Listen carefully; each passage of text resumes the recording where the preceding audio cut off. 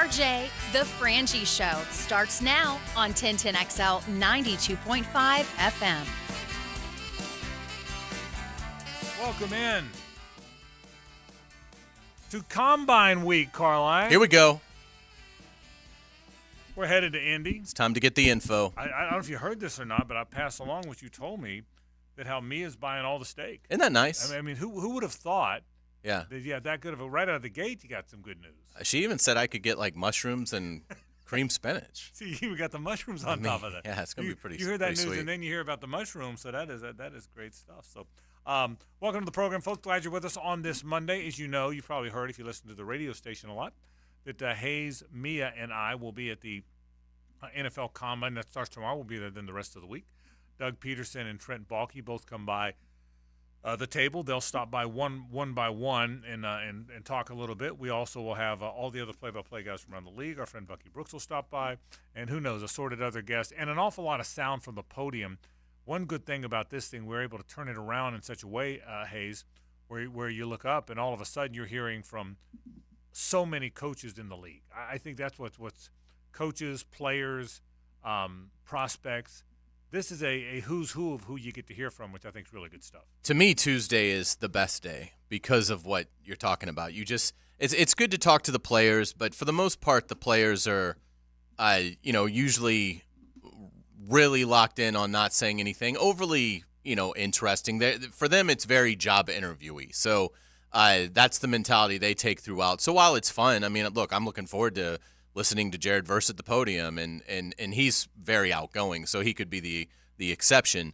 But for me, the meat and potatoes of going to the Combine is to hear the coaches and executives that are going to be at the podium. I mean, just to give you an example, when Doug Peterson is talking tomorrow at 12:30, Matt Eberflus of the Bears, Andrew Berry, the GM of the Browns, Kevin O'Connell, obviously the head coach of the Vikings, and Todd Bowles, the coach of the Bucs, they're all talking at the same time. Right. It is just action-packed. Now, obviously, we'll be locked in completely on Doug and Trent when they're at the podium, but it starts at 10 a.m. and basically goes, all the way through the afternoon. So Tuesday is the really heavy day for coaches and executives. D'Amico Ryans at 1:15. That's one that I would really love to hear. D'Amico Ryans talk about where Houston is. We'll get the Colts on Wednesday. There aren't very many coaches and executives going on Wednesday. Currently, there's only 6. 2 of the 6 are Chris Ballard and Shane Steichen of Indianapolis. So, you want to hear from, obviously the rival coaches and GMs and kind of where they are and their evaluations and what they're willing to talk about. And it's just a lot of fun because you literally – It's 8 podiums all set up, and you could in 20 steps, you might see 4 head coaches that have all done great things in this league. It's really cool. Obviously, there's been a lot of talk this week about the coaches that aren't attending, like McVay and LaFleur, McCarthy, but it's still 90% of the coaches and the vast majority of executives are going to give the media 15, 20 minutes of their time. And there are some really good nuggets that come out of it. It's not even necessarily what they're going to do in terms of their off seasons. It's trends. Like, you'll be amazed. There'll be reporters there that are doing trend stories, and a coach or GM will get asked a question, and it gives you a little insight into where the league is going. And it's really a lot of fun. You gain so much knowledge, and it is just an absolute blast. Yeah, it's going to be a lot of fun. So we'll have a lot of fun stuff to report in. I'm looking forward to that. I like the trip. I like St. Elmo's. St. Elmo's is good. Do you have a reservation, or did Mia also take care of that? I think Mia might have taken care of the reservation. Well, I may drag her in here today just to make sure she confirms that she's doing all the buying. Well, she said she's got that UNF adjunct money. Well, that's big. It is big, so we're going to drag her in here. All right, so that'll be a lot of fun. All kind of things to get to today. I'm going to weigh in on the court storming. It's gotten out of control. I got a thought or two about that. We'll all weigh in on that. I'm going to weigh in on a handful of players that we'll see at the Combine that I want to get your thoughts on, and I'll give you mine as well, some players that are interesting, some from all of our schools. Russell Wilson is going to get cut, right? They're going to cut it. It certainly seems like that's a possibility. Okay. So let's assume the Broncos cut Russell Wilson. What's left? I mean, is he the answer is somewhere in between. if I ask you, is he the really good player in Seattle or the abysmally bad player in Denver? The answer for that is always somewhere in between. But later on, we won't do it now. But later on, I want to kind of get to the where. Where in between.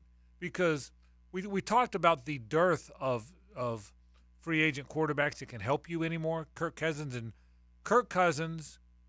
can start for anybody. Not for anybody. He can start for a lot of teams. If Baker Mayfield got out of Tampa, which I don't think he will, then he would certainly move the needle for some teams. He could start for probably 6-7 teams. Yeah. But, boy, that's about it. So it makes me wonder where Russell Wilson falls. Because if Gardner Minshew's next in line. I would say more Mayfield than Cousins. Yeah. Probably I would too. So we'll get to that. Mm-hmm. But I agree with that. But it's an interesting topic. So we'll talk about that coming up on the program today. So I got a lot of football to do. Can't wait to get to some of that.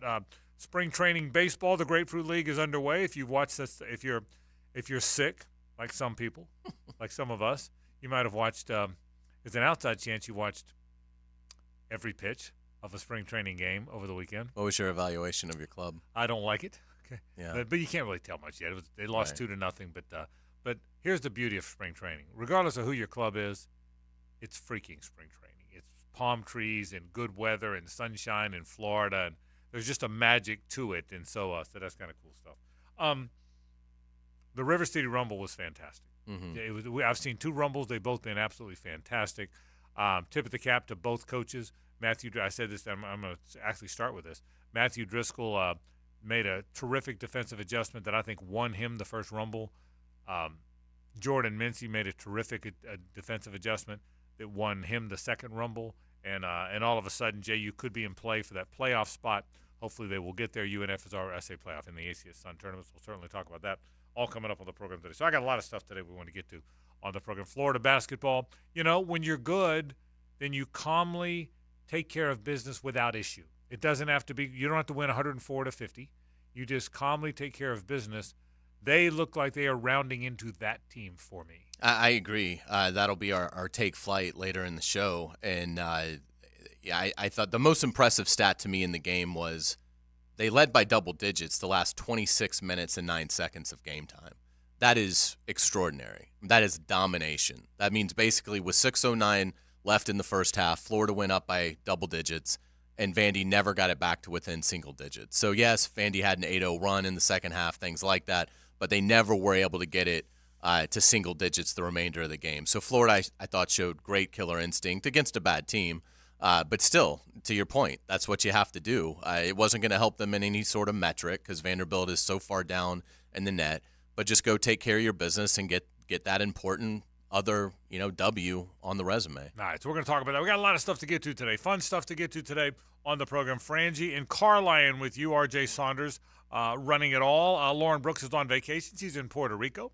They're surfing, having fun, and enjoying the wonderful weather, I would bet. She'll be back in a week from today. Hays and me and I, of course, take off for Indianapolis first thing in the morning. The rest of our programs this week will be live from Indy. I want to start with a terrific River City Rumble and a little college hoop. That's how we kick off the program. It's 1010XL and 92.5 FM. The Frangie Show, live from the Hastings Injury Law Firm Studios on 1010XL. Hit back with Hastings. And initiate sequence. 1010XL. 1010XL. 1010XL. Repeat.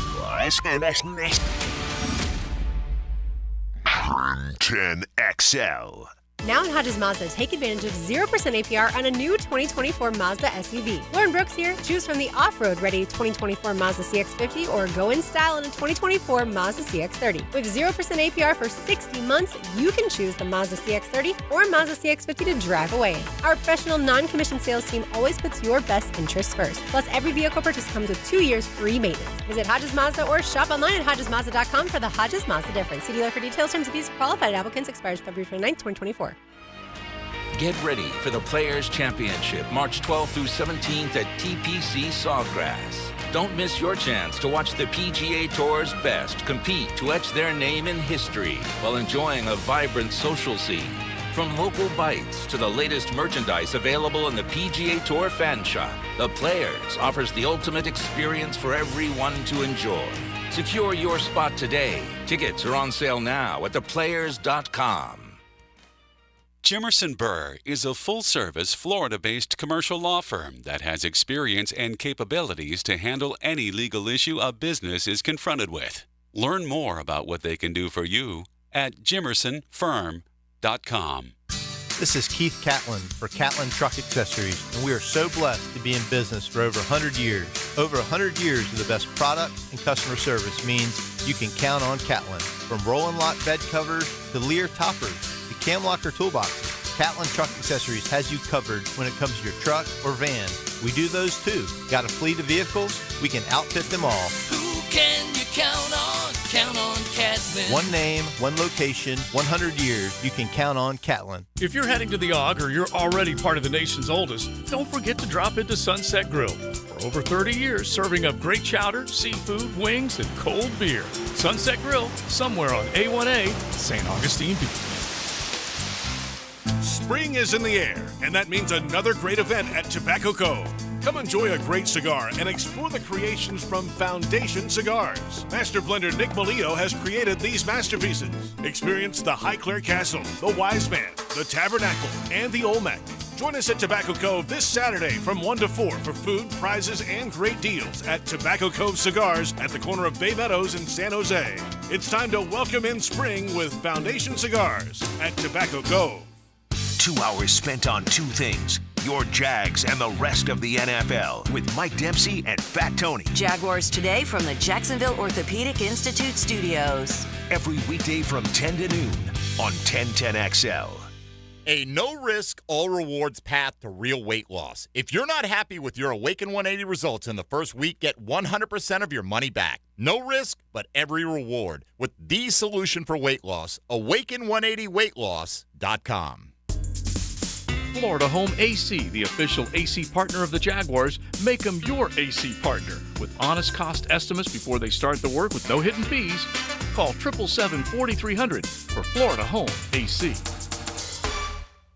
Were you forced into a nosebleed mortgage rate in this past year? Loan Pronto is here to rescue you. Hey, it's Prosser. Listen, if your mortgage rate is over 7, you're going to be in heaven with Loan Pronto's zero-cost refi. You can cut your house payment by hundreds of dollars and even do it with zero closing costs and no appraisal. Rates have plummeted to the lowest point in nearly 12 months, and it's time to say goodbye to that bad loan you got stuck with. Loan Pronto's got APRs with fixed rates in the 5s. So don't live with that record high a day longer. You can lock in a lower rate now with virtually no paperwork or cost involved. Call now and see how much lower you can get your house payment. Refi now, and you can even skip your next 2 house payments altogether. Call for a free 30-second quote, 904-999-1508. At loanpronto.com, you can find out more. 904-999-1508. That's 904-999-1508. Equal housing lender, NMLS 1661781, subject to lender approval. Jacksonville Orthopedic Institute is the sports medicine leader in Northeast Florida. We're proud to be the official sports medicine provider for your hometown teams, including the Jaguars, Sharks, Axemen, and the Jumbo Shrimp. We have the most cutting-edge resources for sports medicine care, including active armor casting, Alter-G anti-gravity treadmills, and highly trained physicians and athletic trainers. JOI is truly where the pros go, and so should you. I-9 Sports wants to make sure kids all over the First Coast can enjoy growing up on a field or in a gym. And right now, summer and fall registration is open. So make sure you find out what I-9 Sports offers in your area across Duval, Clay, and St. John's. i9sports.com. Enter 1010 in the promo code. In the game of life, Jackie Robinson broke barriers and changed the course of history. The first African American to play Major League Baseball, he challenged injustice with grace and skill. Robinson, a symbol of courage, proving that one person can transform the game and society. I'm E.T., and this Black History Month profile on 1010XL is brought to you by Instant Keys.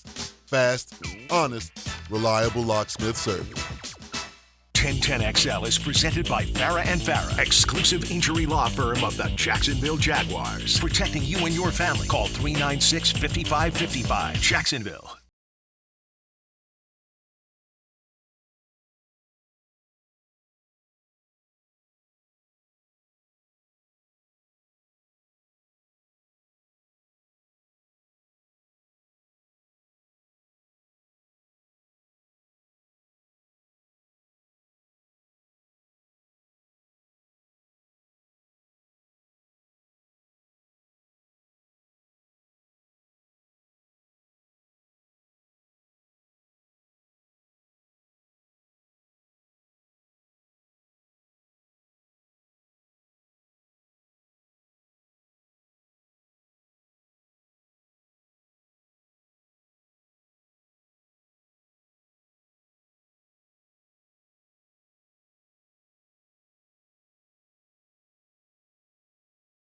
like in Utah, yeah, or Louisiana, or like Connecticut, you know what I'd do? Move to Florida. It's a good idea. Wouldn't you do that? I mean, Absolutely. If right now I said, right now you live in Alabama, what would you do? You move to Florida. I mean, it's not just the weather. You get you get the tax breaks. Yes, I mean, there's so many great reasons to live in Florida. And we're almost done with the cold. Yeah, we're almost done with our month and a half of cold. Yeah, and that'll be. I'm now. As we were Suzanne and I were just sitting out by the pool and I played golf and the weather was great. I said, there's some things I'm glad about. Not living in Minnesota. And not living in the other 48 states. That's right. Those are the two things I'm glad about. So. Yeah. And we're getting to the point now where it's starting, the sunsets are coming a little later. Yes. I can actually longer days. See, longer days. See the sun still when we get done here. Yeah, I love football season. We all live for it. We can't wait for training camp. We can't wait for the first games. We can't wait for the college season to kick off the pro season. But this, my friend Rick Ballou always says this, and I will laud him for this. When people say, "Man, it's only 3 more weeks. Man, it's only 8 more weeks," he says, "Stop." And by the way, he's talking to me because I'm that guy. Well, you're that guy. Yeah, I'm still that guy. Yeah. But it's great advice. Stop. Enjoy. It's not great advice. It's terrible advice. Enjoy 72 degrees and wonderful weather. So it's good advice. You're too young. You're just a kid. Advice. Well, you've been out of college 2-3 years. Yeah. Right. You're just a kid. So when you get us to the next football season as quickly as you can. You're a veteran like us. You'd understand. So the River City Rumble the other night, in the first River City Rumble. At UNF. 2 teams played tough, hard-nosed, close game for the first half. I think JU led at the half, and then UNF went to a zone. You remember it. They went to a good zone, and JU never figured it out. They never figured out the zone, and UNF won the game. Fast forward to Friday night. UNF led at the half, led big early on, then led at the half. JU starts running a second player at Chaz Lanier. So you might have heard Mia say at the handoff that some of the coaches said they had something planned for him. Well, I think what they found out is most teams hadn't done that. So Chaz Lanier is a great player, great kid, great player, one of the best players in UNF's history. He really is. Probably will be Conference Player of the Year. Probably going to be certainly right in the mix. Should be the ASUN Player of the Year. But JU started running a second player at him, and every time he touched it, certainly during all that period of the second half, so he's double teamed. Now if you get it out of your hands, that means someone's open. But if the guy double teaming you is waving his arms and all and playing good defense, I thought JU running a second player at Chaz Lanier, much like Matthew Driscoll coming up with that really creative zone the first time, Jordan Mincy coming up with that really creative double team the second time, led JU to a win. UNF shot 30%. That's the lowest in a conference game for them all year long, and the second lowest all year long in any game. UNF's such a good shooting team, they just don't shoot 30%. They're good. But I thought JU's defensive play, and by the way, for JU to win a game, JU needs to win those 58 to 45s. UNF wins those 88 to 75s. And so, but it was a fun game. Both Rumbles, the 2 teams split, were really fun to watch. I really enjoyed that one on Friday night. If you had told me that UNF would play a basketball game this season and only make 13 field goals in the game, I would think they were playing Houston in the 1 versus 16 game in the NCAA tournament, because Houston has maybe the best defense in the country. Like, that's the only thing that would make sense. They made 13 field goals in 40 minutes. It's hard to believe. It's really, really hard to believe. They were 16 of 17 at the foul line to salvage 50 points is incredibly low, but I mean that's just incredible. So it certainly speaks to JU's defensive plan and execution of that plan. They forced 20 turnovers. So I mean, again, think about that.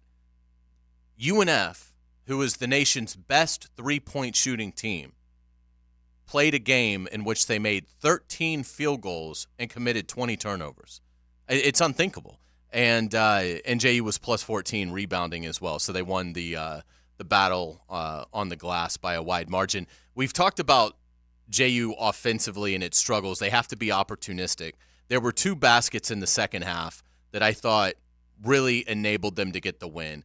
Cook makes a corner 3, 17 minutes left in the game to make it 32-31 JU. I thought that was a big momentum play. And then UNF goes on a little bit of a run in the final few minutes of the game, and Nye Black hits a baseline jumper to make it 58-47 with 2:30 left. Might have been the biggest shot of the game. Those were the 2 plays that it felt like JU was really stepping up and getting the kind of offense, opportunistic offense it needed to keep UNF at bay. So, I mean, yeah, tremendous win for the Dolphins, and it does wonders in terms of getting them into the conference tournament. We've talked about how they've got a very favorable road now with final 2 games at home. You know, and for UNF, obviously, you hope that they can finish strong with 2 wins also at home and get to 10-6 in league play and see where that puts them. Maybe that can push them all the way up to the second line if they get some help. Here's the good thing.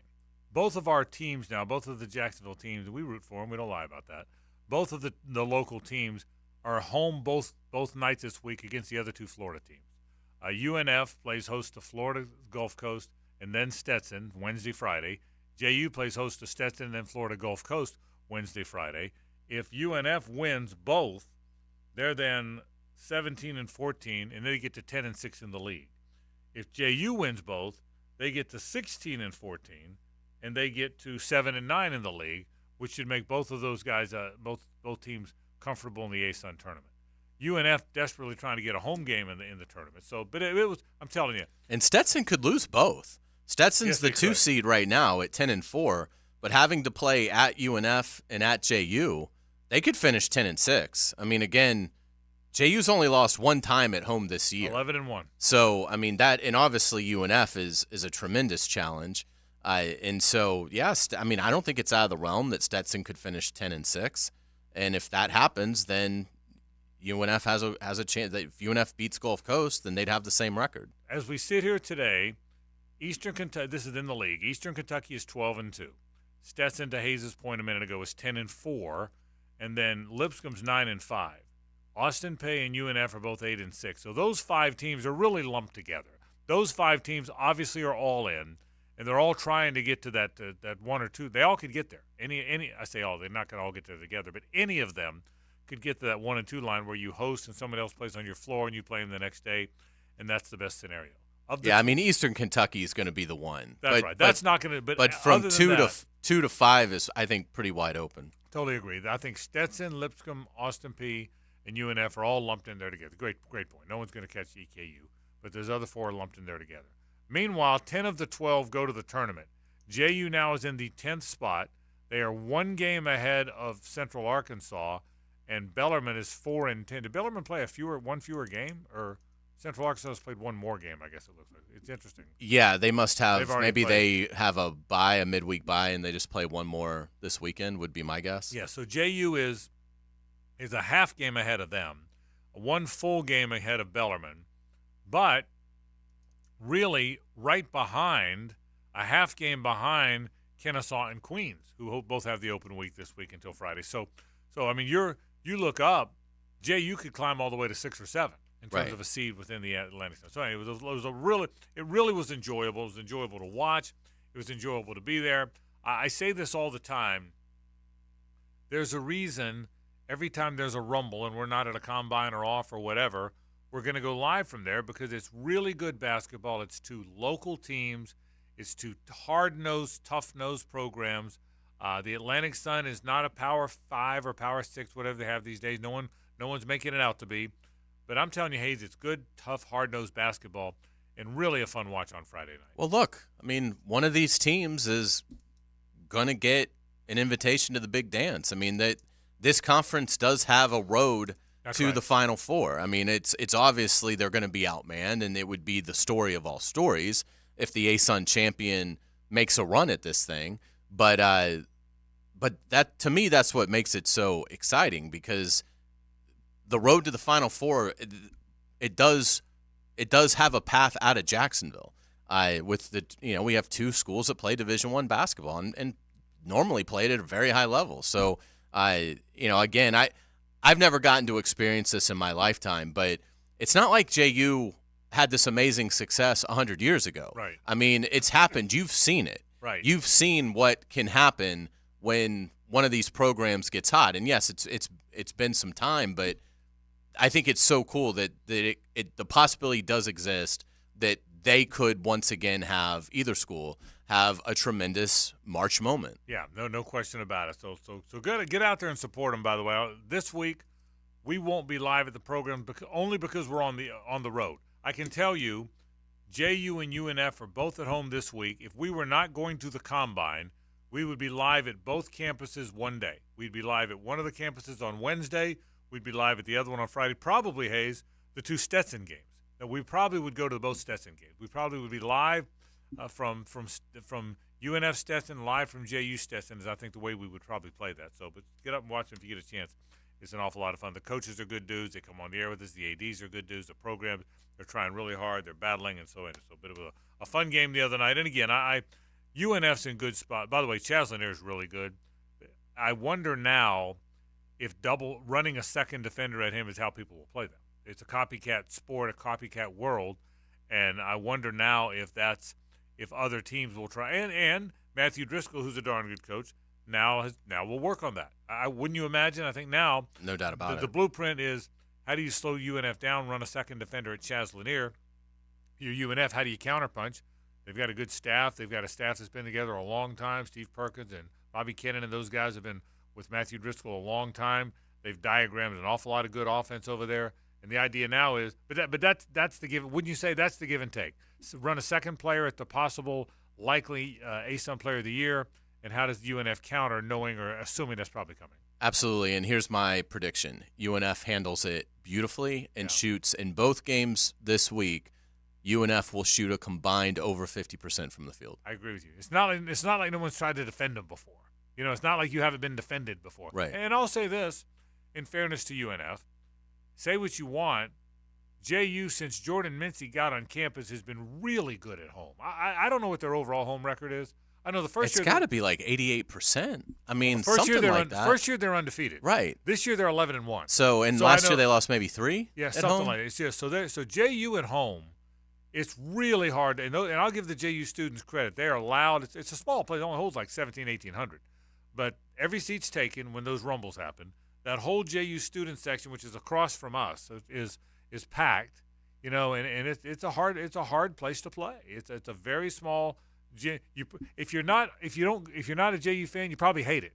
You probably hate going in there. You hate how small it is. You hate how loud it is. You know, I mean, you think it's a high school gym. You don't love it at all. But if you're JU, those guys love it because they love who's coming to see them. So interesting stuff. All right, we'll take a break. Later on, we'll talk more college basketball, a little bit about the SEC, some of the teams in the SEC, college basketball, the Gators. But also I want to get into the court storming thing. You know by now that Kyle Filipkowski, the terrific Duke player, was injured when the Wake Forest fans stormed the court. I've got a lot of thoughts about how that went down and what to do about it. We'll get to that coming up later on in the program. But let's talk some Combine when we come back, Carlyon. Who to watch, players to have our eye on, what the Jaguars might do. A little NFL Combine talk. That's after this. Stay with us. The Frangie Show, live from the Hastings Injury Law Firm Studios on 1010XL. Hit back with Hastings. It's Jacksonville's version of March Madness. The Players' Championship. Catch live Southeast Orthopedic Specialist leaderboard updates from the Players. Brought to you by Duck Duck Rooter Plumbing, Septic Service, and Air Conditioning. And Roundtree Sod. On 1010XL. At Honda, we appreciate all the comparisons to other vehicles. And no matter how many times they compare their vehicles to a Honda, only a Honda is a Honda. Remember, value, quality, safety, there is no substitute. Visit your local Honda dealer now and experience the difference. Hi, Jags fans. Walker Little here for my friends at Kingfish Pest Control. Playing offensive line in the NFL, I must block and protect on every down. When it comes to keeping my home pest-free, I expect that same level of protection. So I contacted Kingfish after seeing thousands of positive online customer reviews about their service. I can confirm from personal experience, bugs don't stand a chance getting past Kingfish Pest Control. Do what I did. Reach out to Kingfish Pest Control to protect your home, a proud partner of your Jacksonville Jaguars.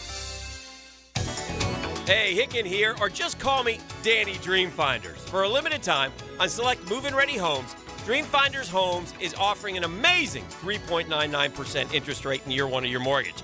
Now is your chance to lock down the rate. You heard me right. 3.99% offer in year one. Visit DreamfindersHomes.com for sales event information and get the game. Interest rate available on select move-in ready homes. Restrictions and limitations apply. Go to DreamfindersHomes.com for more details.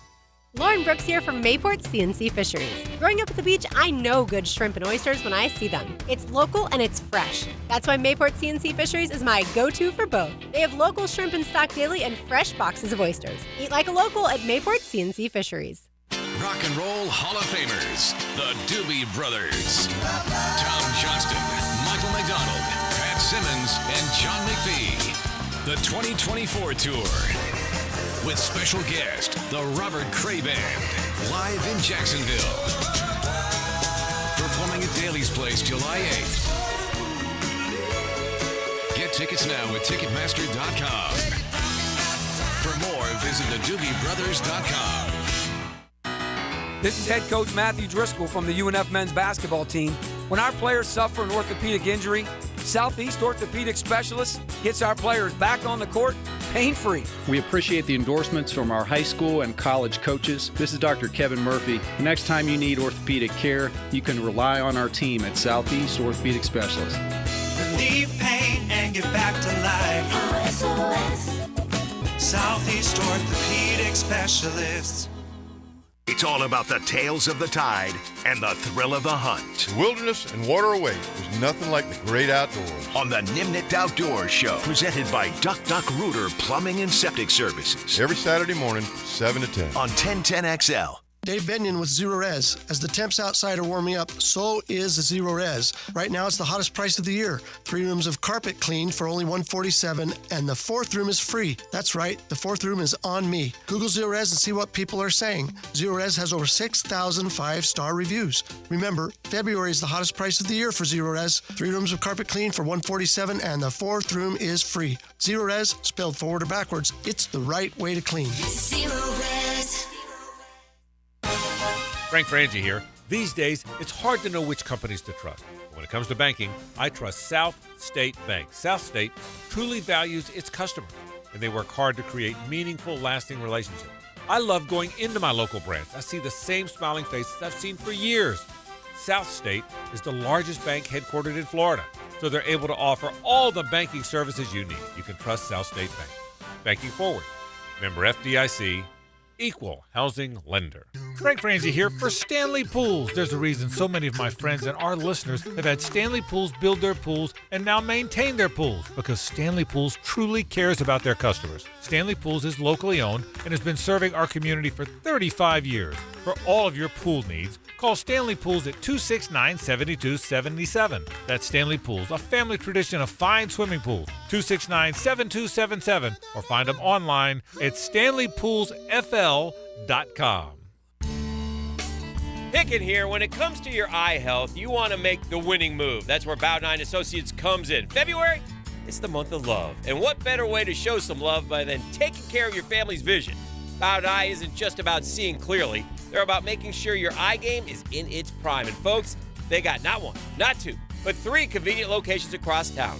I call that home court advantage. So call Bow 9 Associates and schedule your winning eye exam. Bow 9 Associates, keeping the First Coast focused. I'm with Greg from Cycles of Jacksonville. I know Honda, they're so cool on the road and off the road, but guess what? Tell them about them being on the water. There is an all-new Honda boat coming out. We went out and partnered with Scout, who's been making the finest holes in the business for years. They're fuel-efficient, dynamic, and class-leading. So Honda is in the boat business, and you will see boats coming to Cycles of Jacksonville soon. We will have them in the spring, ready to go. CyclesofJacksonville.com. Keep track of all of it. Find them on Atlantic near Regency. February is Cancer Prevention Month, and Ackerman Cancer Center will help you take charge of your well-being. Their new location at World Golf Village off I-95 now provides screenings for prostate, bladder, and colorectal cancers. Visit AckermanCancerCenter.com. 1010XL is presented by Farah & Farah, exclusive injury law firm of the Jacksonville Jaguars. Protecting you and your family. Call 396-5555. Jacksonville. It's a Best Bet Monday on The Frangie Show, with fantastic locations in Jacksonville, Orange Park, and now in St. Augustine. It's Best Bet. Frangie and Carlyon with you. RJ Saunders here as well. RJ, you watched the documentary, The Greatest Night of Pop, huh? Oh, yeah, I loved it. What'd you think? Oh, absolutely loved it. I didn't know that there were that many personalities that were there. And, you know, everyone was gunning for a particular spot, wanted to see if they could do a solo. And just having the calmness that some of those guys had, kind of like a Stevie Wonder who was able to be that calm guy to have everybody laugh, really take the air out of the room and all of that tension. It was a very well-made documentary. It was really good. Hayes, we talked about it. We talked about so many of the acts there and played some of the songs. We even talked about the fact that Billy Joel was there. Yeah. Steve Perry was there. I mean, if you start thinking about it, it was incredible. I mean, it was more notable who wasn't there than who was. Like you said, I played Old Rock Thursday, 8 of them. There was a tough cut. Billy Joel didn't make the cut last week. That's a good point. There's Billy Joel didn't make the cut. Yeah. By the way, I heard he was in Tampa this weekend with Sting. I heard it was magnificent. Yeah. I heard. Did you know anybody that went? I did not. Yeah, I heard it was just fantastic. Yeah, I'm sure. He was great on the Stern Show a week or two ago. Yeah, you told me he's so good. So yeah, but yeah, I'm glad, RJ. I'm glad you got to watch it. We told RJ to watch it. He watched it. Hopefully by now, Lauren is sitting in Puerto Rico on a beach somewhere with a coconut and a drink. You gotta have a coconut, don't you? Probably. Coconut. You have a drink and a coconut. Yeah. Or a coconut and the drink. And so maybe there's like a macaw sitting like on her shoulder. With a macaw watching The Greatest Night of Pop. So hopefully she has seen it. The great Peter King is retiring. I did not get a chance to read did you read it? I did. I did not read it. I will read it. I'll read it tonight. I had one of those days where you can't slow down. I had a lot of stuff today. I had obviously I came and sat in with Mike and Tony for a while. I had some other radio production stuff to do. I did a couple hits on Channel 4 this morning. I had a couple walk-off meetings. So it was one of those days you're going. But I didn't want to rush through this one. Does that make sense? I didn't want to read Peter King, but Peter King at age 66, he's 1 year older than I am, has been doing it since he was 27. Without spoiling it for me, since I haven't read it yet, but I assume he just told the story of his career. Yes, and it is. It's well done. You'll enjoy it, and it's been a remarkable run. And it's truly the end of, I think, an era, because there's really, I would say, no one left of consequence. Like, I don't want this to sound mean to the guys that are still going to be doing it, but like Peter King's always very gracious and has always been very supportive of younger writers and really other writers. They didn't necessarily have to be younger, but even like direct competitors. And in this part of it, he singles out, this is who I would read if I were you. Right. Like, in absence of this is who. And no offense to Albert Breer and Mike Sando and Diana Rossini, people that he mentions. I mean, it's just not going to be the same. I mean, and I think they would say that. I mean, but that's Peter King of, here's writers that I like, and it was how you would expect.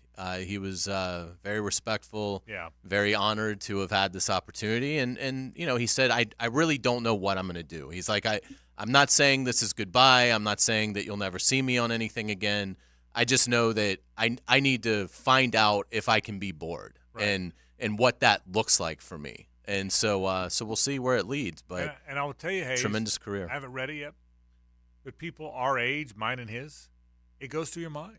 I'm 65 now. Listen, I'm not getting out of it anytime. I love this. I'm not quitting anytime soon. But at least I'm not of my volition. Right. But I get it. You think about that. One thing he said that really jarred me, and I didn't read it, but I skimmed it real quick. Mm-hmm. One thing he said that and I will read it tonight, that jarred me, was one of the things that really made him think, is his good friend Don Banks. Yeah. Died at 57 of a heart attack in Canton. Right. And really made him think how much life's ahead of him. Well, listen, Don and I were way good friends before Don ever met Pete. Don and I came up as prep writers together.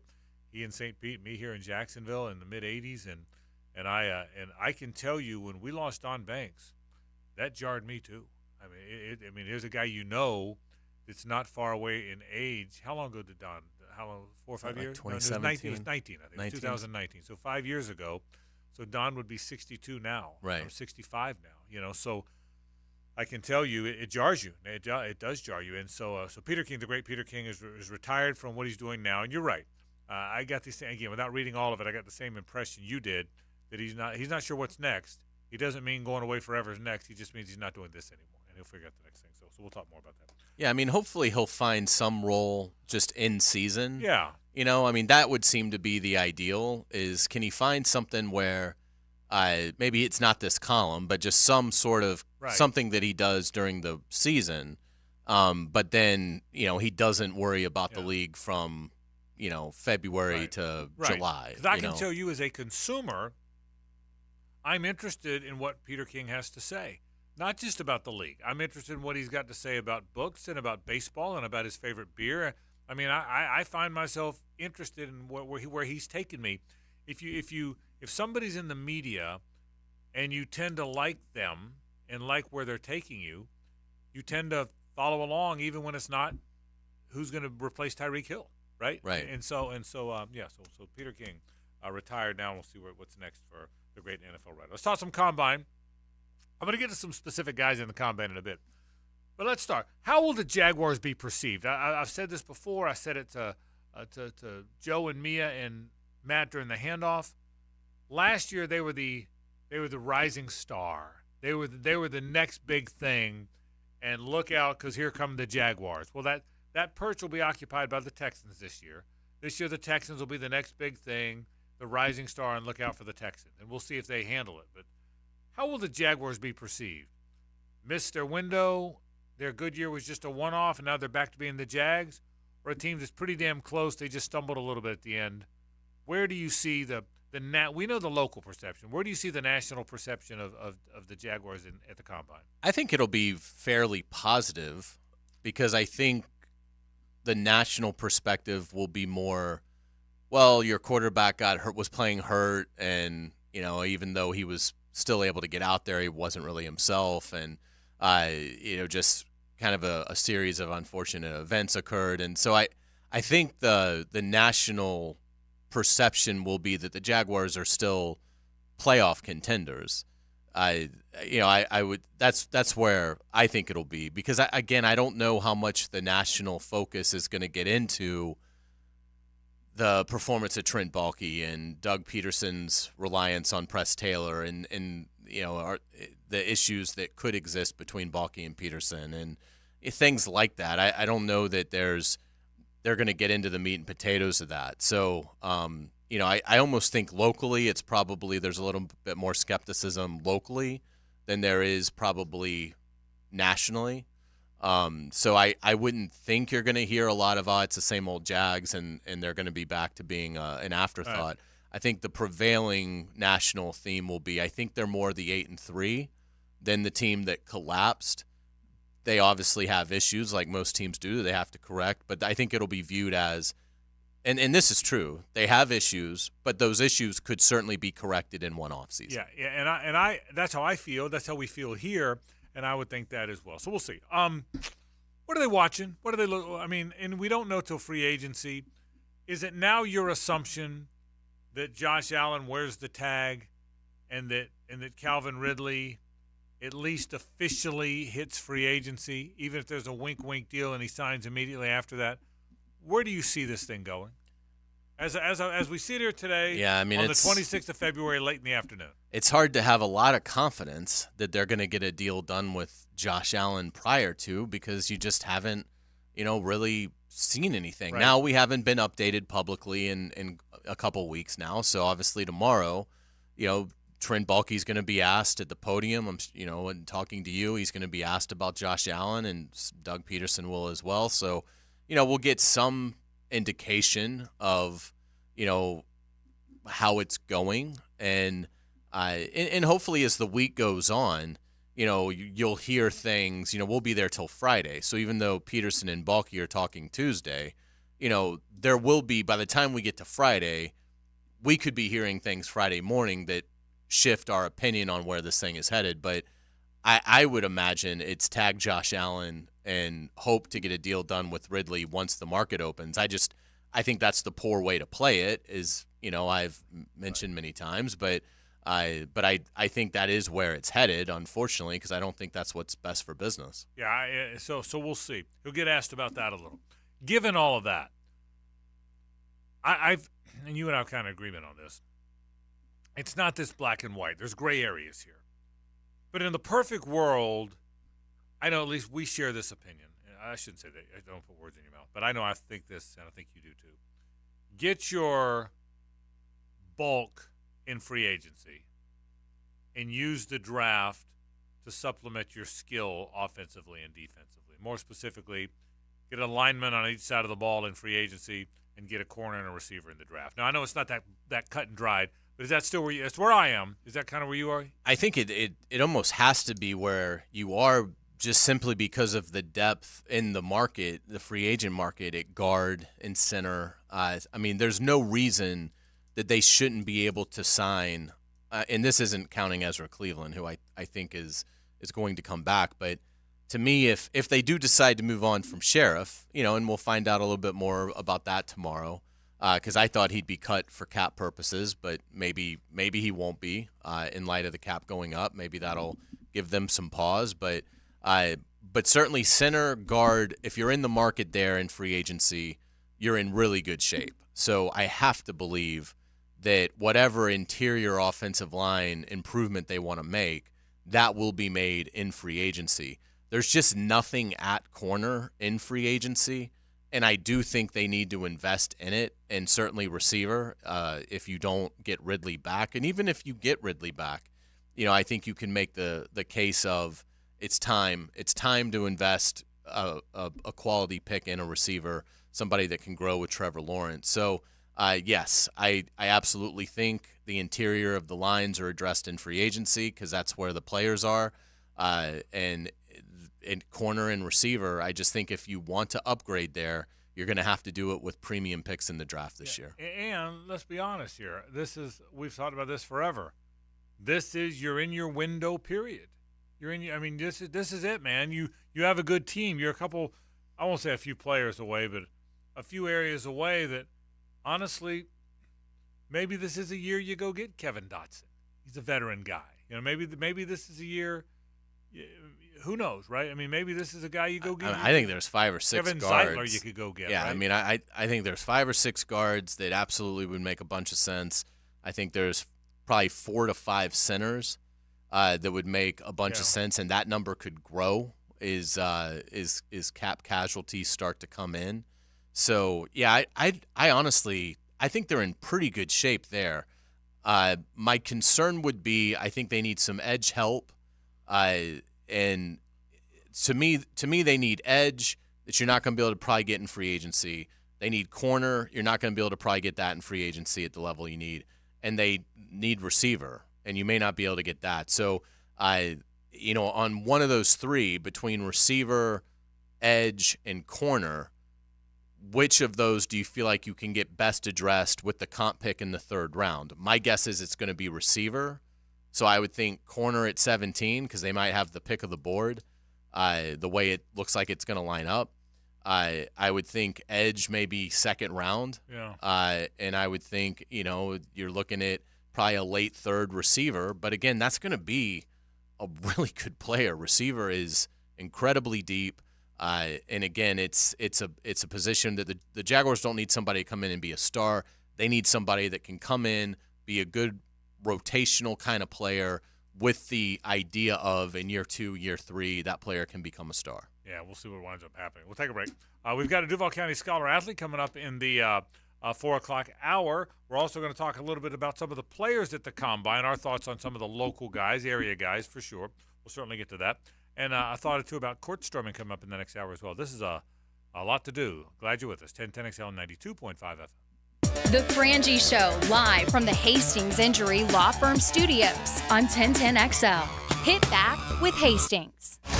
Where Jaguars fans find common ground. We need the ball! 1010XL. 10XL. Save big at Key Buick GMC with up to $10,500 off all new Buick Enclaves, up to $10,000 off new Buick Envisions.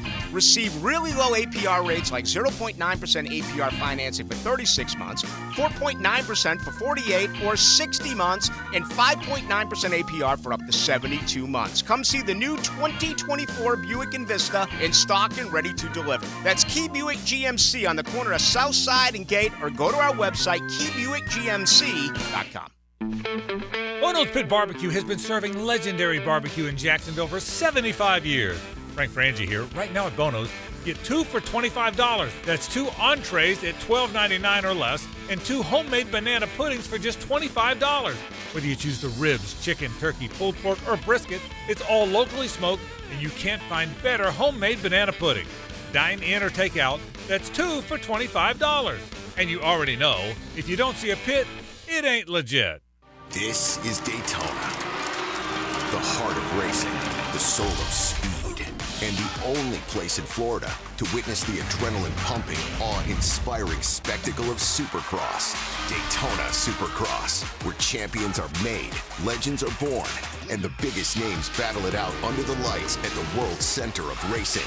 Don't miss it. The gate drops Saturday, March 2nd. Secure your tickets and trackside access today at DaytonaInternationalSpeedway.com. Here's Ben and John Lupo, owners of Beards Diamonds. It's funny, my dad has sold people engagement rings, and now I'm selling their kids engagement rings and anniversary gifts and birthday gifts. We're blessed with the relationships we've built over the years. Check out our full inventory at beardsdiamonds.com. Beards Diamonds in the St. John's Town Center. WJXL AM Jacksonville Beach. WJXL FM Jacksonville Beach.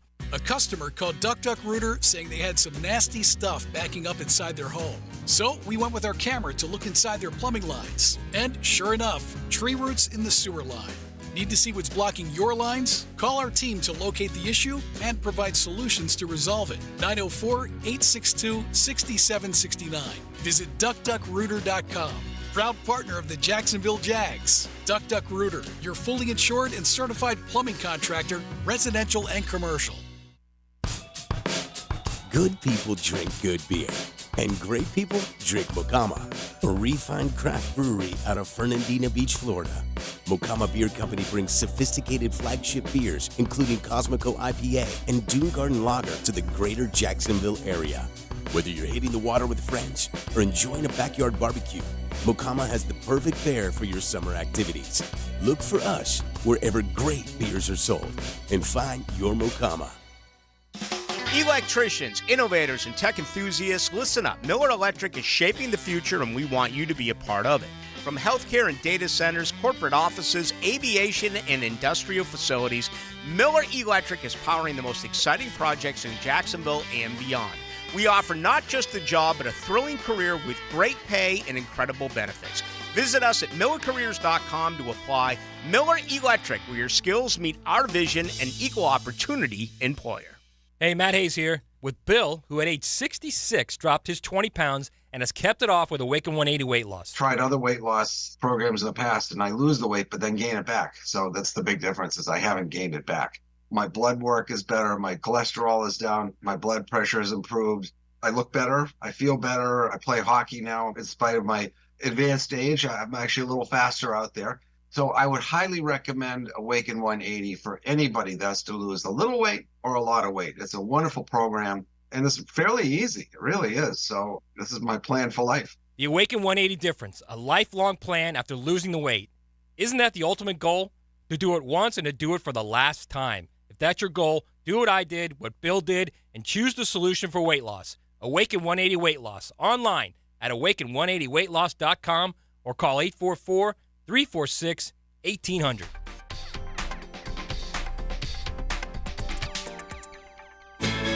Are you embarrassed by your ugly, cracked concrete driveway?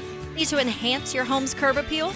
Stonecore on Phillips Highway is your one-stop shop for all your outdoor needs.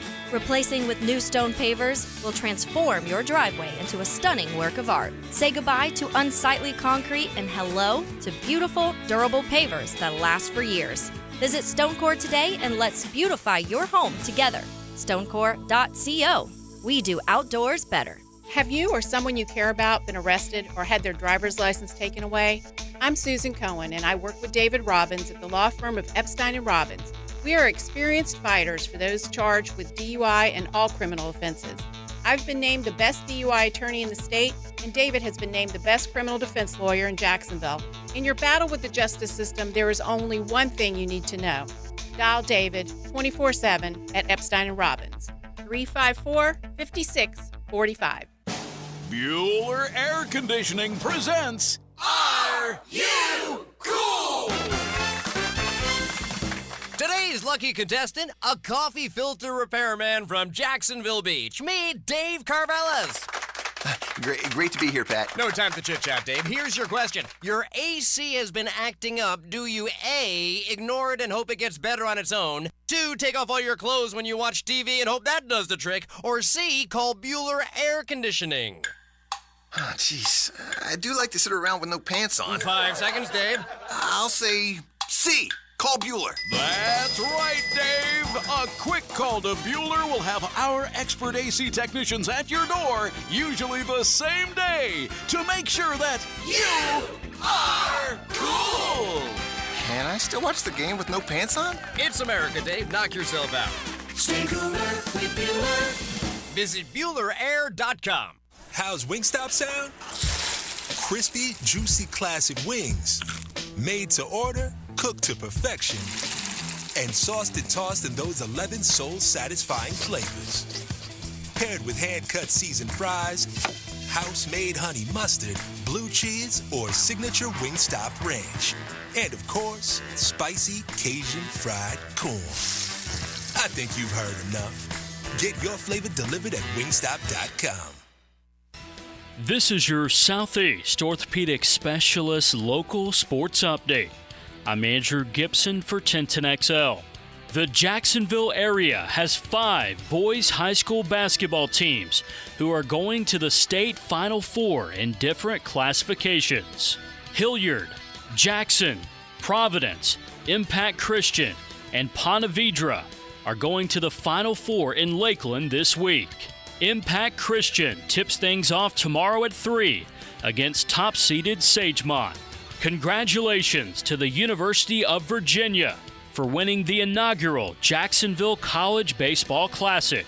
The Cavaliers won the championship Sunday afternoon at the Jumbo Shrimp Stadium, 6-4 over the Auburn Tigers. It's 73 degrees at 4 o'clock. Time and temp brought to you by Bueller Air Conditioning. Stay cooler with Bueller. 1010XL is presented by Farrah & Farrah, exclusive injury law firm of the Jacksonville Jaguars. Protecting you and your family. Call 396-5555. Jacksonville. And now, this week's Scholar Athlete of the Week. Brought to you by Southeast Orthopedic Specialists and the Plumbers and Pipefitters Local Union 234 on 1010XL.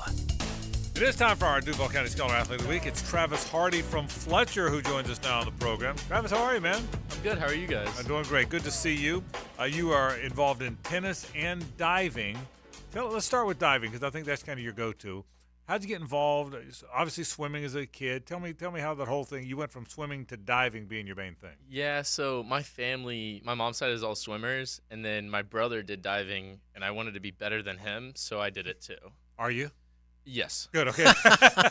He gave up and his last year was 8th grade, and then I just took off running with it. So tell me about diving. What makes it special? What makes it cool for you? I like diving because it's there's a athletic feature to it, but then it's also a lot of mental stuff, and that accomplishment of completing a hard dive allows you to feel proud of yourself almost every time you do it. Very cool. In terms of the dives that you do, what's the most mentally taxing one that you have, and what's the most physically taxing one? Probably mentally, I would say a back 2.5, because you don't really know where you're going and when you're gonna do it, I guess. And then physically, probably a front 1.5 double twist. It's hard. How long do you work on a dive before you feel like it's competition ready? So it depends on really how good you are. Sometimes you just luck it and get it first try, and then you just tone down for probably a week or so, and it's good. And then sometimes you're working on it for over a year. Most of my dives this year, actually, from my senior list, were pretty hard, so I've been working on those since sophomore year. Very cool. Tell us about tennis a little bit. Tennis, I started last year because a couple of my friends were on it. Oh, wow. And thought it would be fun. So you like it? I love it. Tennis is something that it looks super easy, but it's really not, and it pushes me to want to be better at it. Very cool. Yeah, absolutely. In terms of diving, is that something you'll continue to do at the college level? I don't think so. I think further in the future, maybe coaching might be fun, but not college diving. Tell me about some of the things you're involved in away from both academics and diving. Fletcher Marine, tell me about that. The Garden Club and the Beach Volleyball Club. Tell me about those. So the Marine Club, I'm the historian in it. We basically just go to the beach. We do some beach cleanups. We have CO planning, which helps prevent the houses and infrastructure on shore from hurricanes. And then cleanups the beach gets gross because people don't take after themselves sometimes, and so it's good to like clean up with the community. And then the garden club is pretty simple. It's gardening. And then there was a push to have a co-ed volleyball team really at Fletcher because they have girls beach volleyball, but guys wanted to play volleyball too. So Coach Bell made a co-ed volleyball team, and so like Fridays we'd go out and play beach volleyball at Jarboe Park. Worse things than that. There's worse ways to spend your Friday. Yeah, sure. absolutely. In terms of college, what are some schools that you're considering? So Auburn mainly is my number one, and then if I unfortunately don't go there, probably USF. Okay, and when will you find out about Auburn? It said early March. Okay. So right around the corner. Yeah, what do you want to study? What's the plan down the road? Aerospace engineering. Wow, tell me about why and where do you want that to take you? So aerospace engineering, planes and air stuff has always really been in my past. Like my dad was in the military, so I hope to further like joining the military, and I want to be a pilot, and hopefully aerospace engineering can help me get a job post-military. Oh, wow. So you want to be a pilot. The goal is to be a pilot. Yes, sir. Has it always been? I mean, obviously your dad was in the military, so you were exposed to it early on, right? Yeah, I'd say since like 6th or 7th grade I've wanted to be a pilot. So not like always, but pretty recently. Yeah. Very cool. Love being in the air, whether it's diving or flying, right? Yes, sir. Yes, sir. All right. Final thing. You're a good student. You got to be a good student to go to do what you want to do in college. How do you manage your time? Tell us about. Cause obviously, you're involved in a bunch of clubs. You play 2 sports, swimming and diving. I'm told that they never stop practicing. So how do you manage it all? You know, what's funny is if I told you I got like 9 hours of sleep, would you believe me? Yeah. No. So on top of that, I have a job too, but it's usually just taking it one step at a time. Trying to get rid of distractions helps a lot. Like even if you want to go out with your friends, it's hard to sacrifice that, but to keep your main goals in path, you gotta sacrifice those things. So just studying a lot helps, doing your homework, and then have that time to go play your sport, practice your sport, and do that stuff outside of, schoolwork. And that allows you to stay mentally focused on all of them. Well, sounds like you are. You've done a great job. Travis Hardy from Fletcher, a diver and a member of the tennis team, our Duval County Scholar Athlete of the Week. Congratulations, man. Thanks for coming in. Thank you. All right, Travis Hardy from Fletcher High School, a terrific Duval County Scholar Athlete of the Week. And, again, he's involved, obviously, an extremely good diver, involved in tennis as well, hopes to go to Auburn, wants to be a pilot. The aerospace, the aeronautics thing, we have a lot of student athletes. You notice that? Yeah. There's a lot of that. It's really awesome. Yeah, it's fantastic. It's a great career path, and I mean, it's amazing how sharp all these kids are. I mean, they really are, and it's always a lot of fun to get to know them. Yeah, it really is. So we appreciate Travis Hardy stopping by. No question about that. All right, some other football we want to get to coming up. I want to talk about court storming, but I'm going to wait till next segment because I got a lot to say about that. So I'll get to that coming up a little bit later on. The Combine means meeting your buddies in the media. The Combine means talking to coaches. You know what else I like about it? We'll talk more about this tomorrow when we're there, and Wednesday and Thursday. The Combine's a calm time. You notice that? Mm-hmm. Everybody's undefeated. It's different than the SEC Media Days. Because SEC Media Days, everybody's excited, but, man, they're ready to go now. They got the suits and ties on. Yeah. They know they're getting back on campus. They got about a day, and then they're practicing. I mean, you go to media, not just SEC Media Days, but you go to any of these media days, it's on. Mm-hmm. It's the last vestige before it gets serious, right? This is totally different. The vibe, coaches will be in jeans and hoodies, right? I mean, I like both, but I like the vibe at the Combine. I always have. Yeah, I would say it's very relaxed. And again, I think good information comes out of the Combine, not just at the podiums on the record, but certainly, the stuff that you hear from people that cover other teams, and you get, a good perspective, like we'll have a really good idea of where the Texans are and the Colts are and the Titans are and what their plans look like. And it's the same, obviously we get asked a lot about the Jaguars and what we think they're going to do. So it's just a great information sharing. And again, I mean, this is where the off season's going to get hammered out in the next 4 or 5 days in Indy. That's right. Basically we understand the quote legal tampering doesn't begin until like 48 hours before the new league year, but all the deals pretty much get done in Indianapolis. So, you're going to hear a lot of good chatter, And my experience is it's not all true, but the majority of it is true. Yeah, and I tell people this all the time about it, Hays. It's a convention, but the convention happens at night. It's not a daytime convention. And the convention happens at the bars and at the restaurants, and that's when the convention. Now, a lot of times that's how conventions are, but there's not a lot of strategizing during the day because you're talking to players and you're testing and you're watching, and our friend Kevin Kaplan's going to stop by and talk all about that part of it. So there's a lot of other things that go on in addition to the convention stuff where you gab. The Gab Fest is at night, and I think it's awesome. And by the way, I've said this before too. You know who loves this? The assistant coaches love it. Head coaches like it too, but they're recognizable. So every time you see a head coach, oh wow, that's so and so, that's Andy Reid, that's the head coaches are very easy to find. The assistants are not. They can kind of travel incognito. You ever notice that? Sure. They'll travel incognito. You'll go into Prime or you'll go into Elmo's. You'll go somewhere, and there will be a table of 18, and they all look like the football player look. Their football coach look to them. But that's probably. I've had some coaches tell me that maybe they're other than when they used to go to the Pro Bowl in Hawaii. Right. It might be their most fun week of the year.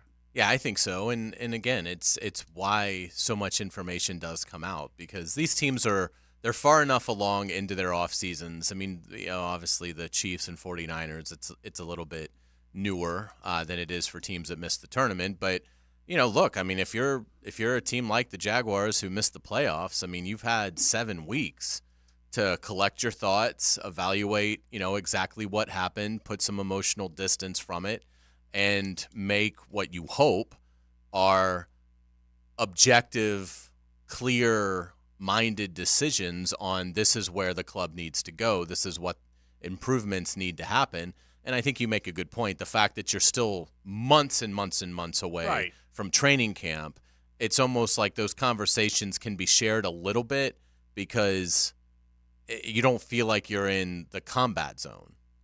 There was a time that sports, not just college sports, there was a time sports wasn't a full-time job. There was a time when high school and college coaches coached another sport, or that sport wasn't a full-time job.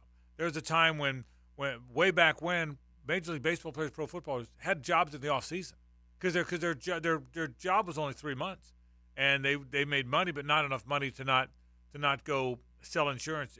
It's hard to believe, isn't it? Yeah, absolutely. But and this is way before your time or even my time. But that's the word. Is back in the day, you had another job, and so coaches forever, the off season wasn't the grind that it is now. Now it really never stops. I think most coaches in college and in the NFL would tell you there's probably June, and I think in college isn't May even an evaluation. I was going to say, I don't know in college if you have any windows. Yeah, not hardly any. Well, I mean, I know they have dead periods, but they're still right. You probably still have portals open. Yes, but I think May and June, the last mini camp, the mandatory mini camp till the beginning of camp is a little window for the pro guys. But there's not much of one, so it's a grind. So when they get together and there's a convention and they're laughing and joking and telling stories, it's kind of a fun thing. So good for them. Let's take a break. Court storming, all the rage. You know by now Kyle Filipkowski got injured, the Duke player. Any update on, by the way, how badly he's hurt? Is there? They just said sprained ankle, so I would imagine he's not going to be fine. But it certainly happened to Caitlin Clark not long ago as well. We all have thoughts about it. Hopefully our thoughts are a little different. Most of them, I think, are the same peg, but we'll talk about it right after this. The Frangie Show, live from the Hastings Injury Law Firm Studios on 1010XL. Hit back with Hastings.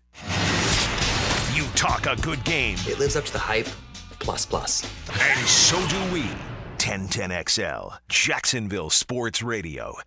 This is Hays Carlyon for QC Kinetics. What an unbelievable company. They are helping people get rid of pain. They do a masterful job of it. 2 great locations, Mandarin and Ponte Vedra. Give them a call for a free consultation at 904-274-5522. Again, 274-5522. The state of healthcare is always changing and it's evolving. And old ideas like steroids and surgeries, they're no longer your only options. Regenerative medicine at QC Kinetics is transforming lives with innovative, non-surgical, drug-free treatments that deliver lasting results. Knee pain, back pain, shoulder pain, arthritis, any kind of injury. Don't let this pain keep you from living your best life. They can all be treated with natural biologics from your own body. Powerful healing agents, highly concentrated. Again, give them a call, 274-5522 to make an appointment. Mandarin and Ponte Vedra, that's QC Kinetics. Randy Marion Cadillac in Jacksonville is excited about the new 2024 all-electric Cadillac Lyriq. We have over 11 in stock with more on the way. Come in today to test drive the all-electric Lyriq. It's an experience like no other. And if you drive home with one today, we'll take $7,500 off your new Cadillac Lyriq at signing. That means no need to wait for the end of the year tax credit. You get the $7,500 today. Randy Marion Cadillac, Southside Boulevard, Jacksonville. Plus tax tag title, $8.99 admin fee and resistol. Tell them Jennifer sent ya. When the hammer drops on the Frangie Show, it's me, Hays Carlyon, dropping my opinion. Brought to you by Golden Hammer Roofing and Gutters, the golden standard in roofing on 1010XL. Men, suffering from erectile dysfunction or PE? Frustrated taking pills that don't work?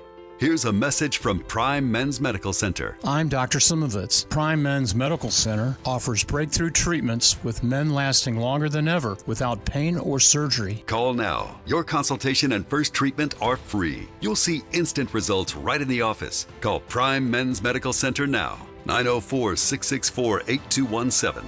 That's 904-664-8217. Atlantic Self Storage, the official storage partner of the Jacksonville Jaguars. Garage getting too full with stuff? Need a place to park your boat or RV? Store it all at Atlantic Self Storage. Tons of locations in Northeast Florida. 24-hour access and month-to-month rental agreements. Moving, they can help with supplies. Heading to the players? Look for the storage locker and free bag check at the fan gift shop courtesy of Atlantic Self Storage. Go to AtlanticSelfStorage.com to find the location and move-in special closest to you. Pull.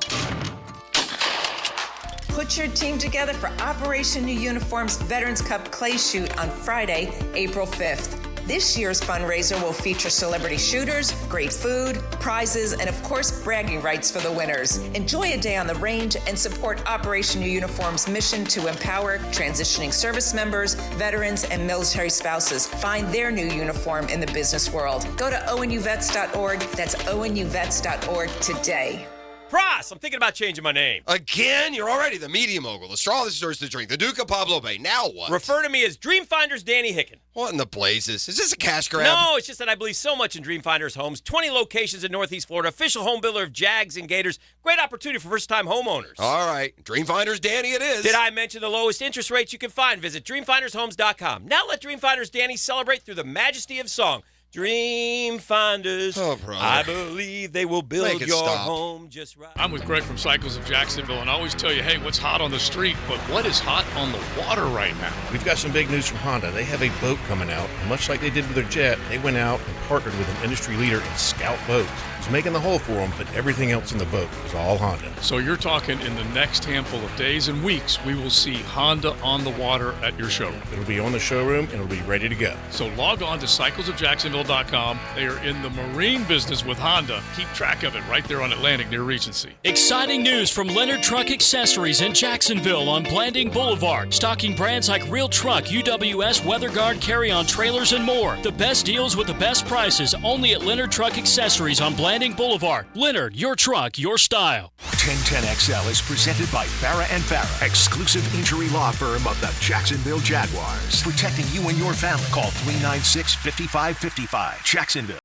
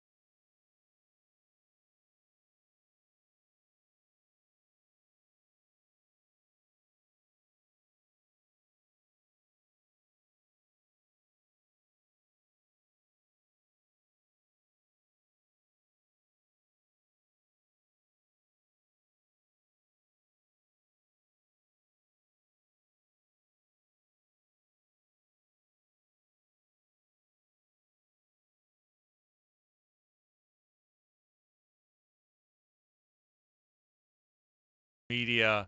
Did he try and trip the kid? Did he instigate it? Well, let me put a stop to that pretty quickly. That's his domain, not theirs. If you break into somebody's home, they can do whatever they want. Let me be very clear about that. Well, did he try and trip the kid? It was his house, and someone broke into his house. That's how I see that. So there's nothing he could have done wrong at that point. Secondly, what is the purpose of the court storming?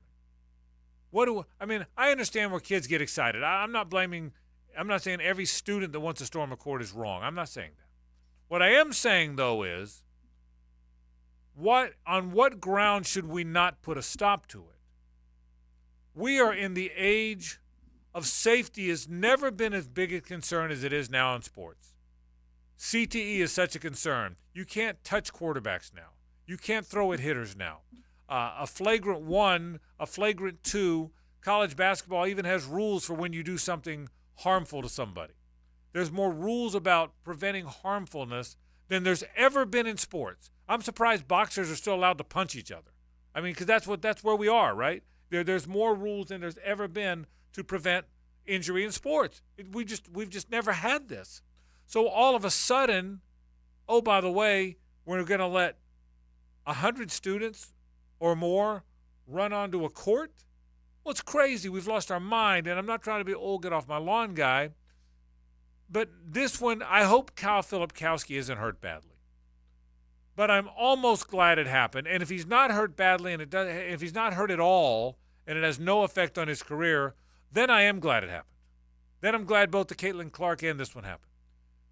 Because this one should be enough now. We now have put a stop to it. It now should be over. It's not hard to stop. My alma mater doesn't allow it. Period. Not going to happen. End of conversation. In football, it's pretty easy. Give me some cops and some horses. Because you put the cops and the horses out there, no one's coming on the field. Basketball, give me about 20 security guards or policemen lining around and nobody's coming out. Again, we act like, we have this horrible dilemma, but there's just no way to put it into it. Well, this is one you can. This is one you can stop pretty easily. Put some cops out there and tell them, grab anybody that runs onto the court. Now, some student's going to run on the court, and a cop's going to grab them, and someone's going to get mad at the cop because he manhandled the student. So we know that's coming. But this is an easy one to stop, and I'm a little bit incredulous that we are sitting in February of 2024 and we haven't stopped it. What was so crazy about the Duke-Wake Forest court storming is that they called the foul on Condon. Well said. And I like the fact that you've been waiting the whole segment to go there, and you were very patient. So yes, it was well planned and very patient. Thank you. So I good appreciate that. And I amuse myself. What can I say? Like I said, you don't have to be funny. Yeah. I don't have to be funny. I just need to make me laugh. So I'm right with you.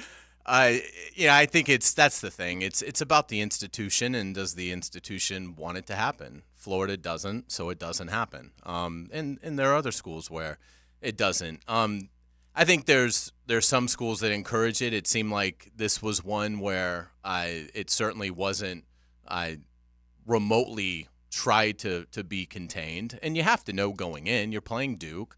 Obviously, they're the cream of the crop in the ACC. So if you get that win, particularly where Wake Forest is, I mean, they were on the right side of the bubble, but this is a huge win for them. And like you said, they are favored. They have a good team, but you have to be aware of the moment. I guarantee you there will be more security on hand at Exact Tech when Alabama is playing Florida than there would be when they're playing Vandy. So you have to know, okay, what's the environment, and you know that days going in. So you need to have the increased police presence, and yeah, I mean, look, we live in a safety conscious world, as you mentioned. We also live in a very litigious world, and there is going to be a massive lawsuit potentially that comes out of an athlete getting hurt because fans rush the court, and I don't think it's going to be this instance, but it will eventually happen. It's one of those things that it's up to the university. You can't put it on the TVs and say, well, the TV shouldn't show it. Well, I mean, they're going to show it. It's happening right as the game ends. So what are they going to do? Go to studio? So it's on the schools and it's on the conferences. The SEC has put in a very hefty fine that some schools have had to pay, and again, the money is getting so big that I think a fine, while needing to be on the table, something else needs to be on the table, a harsher punishment in terms of something competitive that hurts the school, for schools that have this happen.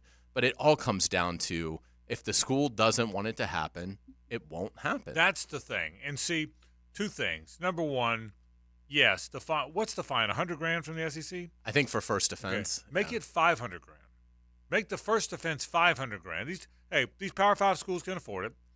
Make it $500,000. That will, I promise you, then for $500,000. And it goes to your arch rival's NIL. Yeah, really.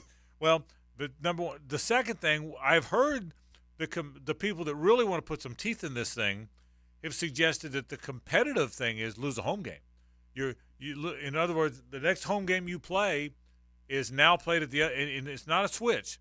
So the next home game Wake Forest plays, instead of it being home against North Carolina, you got to go to Chapel Hill, and you lose the money, you lose the chance to win the game.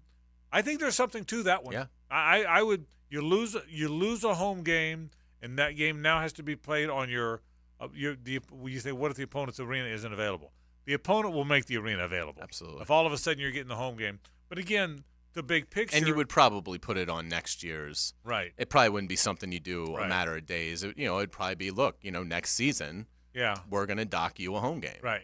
And so, but in addition to the $500,000, in addition to the docking the home game, which are two punitive actions that I think would probably have some effect.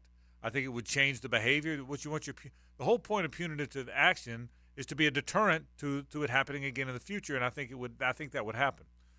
But the larger point, and I started the segment with this, you don't lose anything by stopping it. It's not like these students miss out on an opportunity that's part of college life. It's not. It's not like, well, you're depriving students of the joy of being a college student. No, you're not.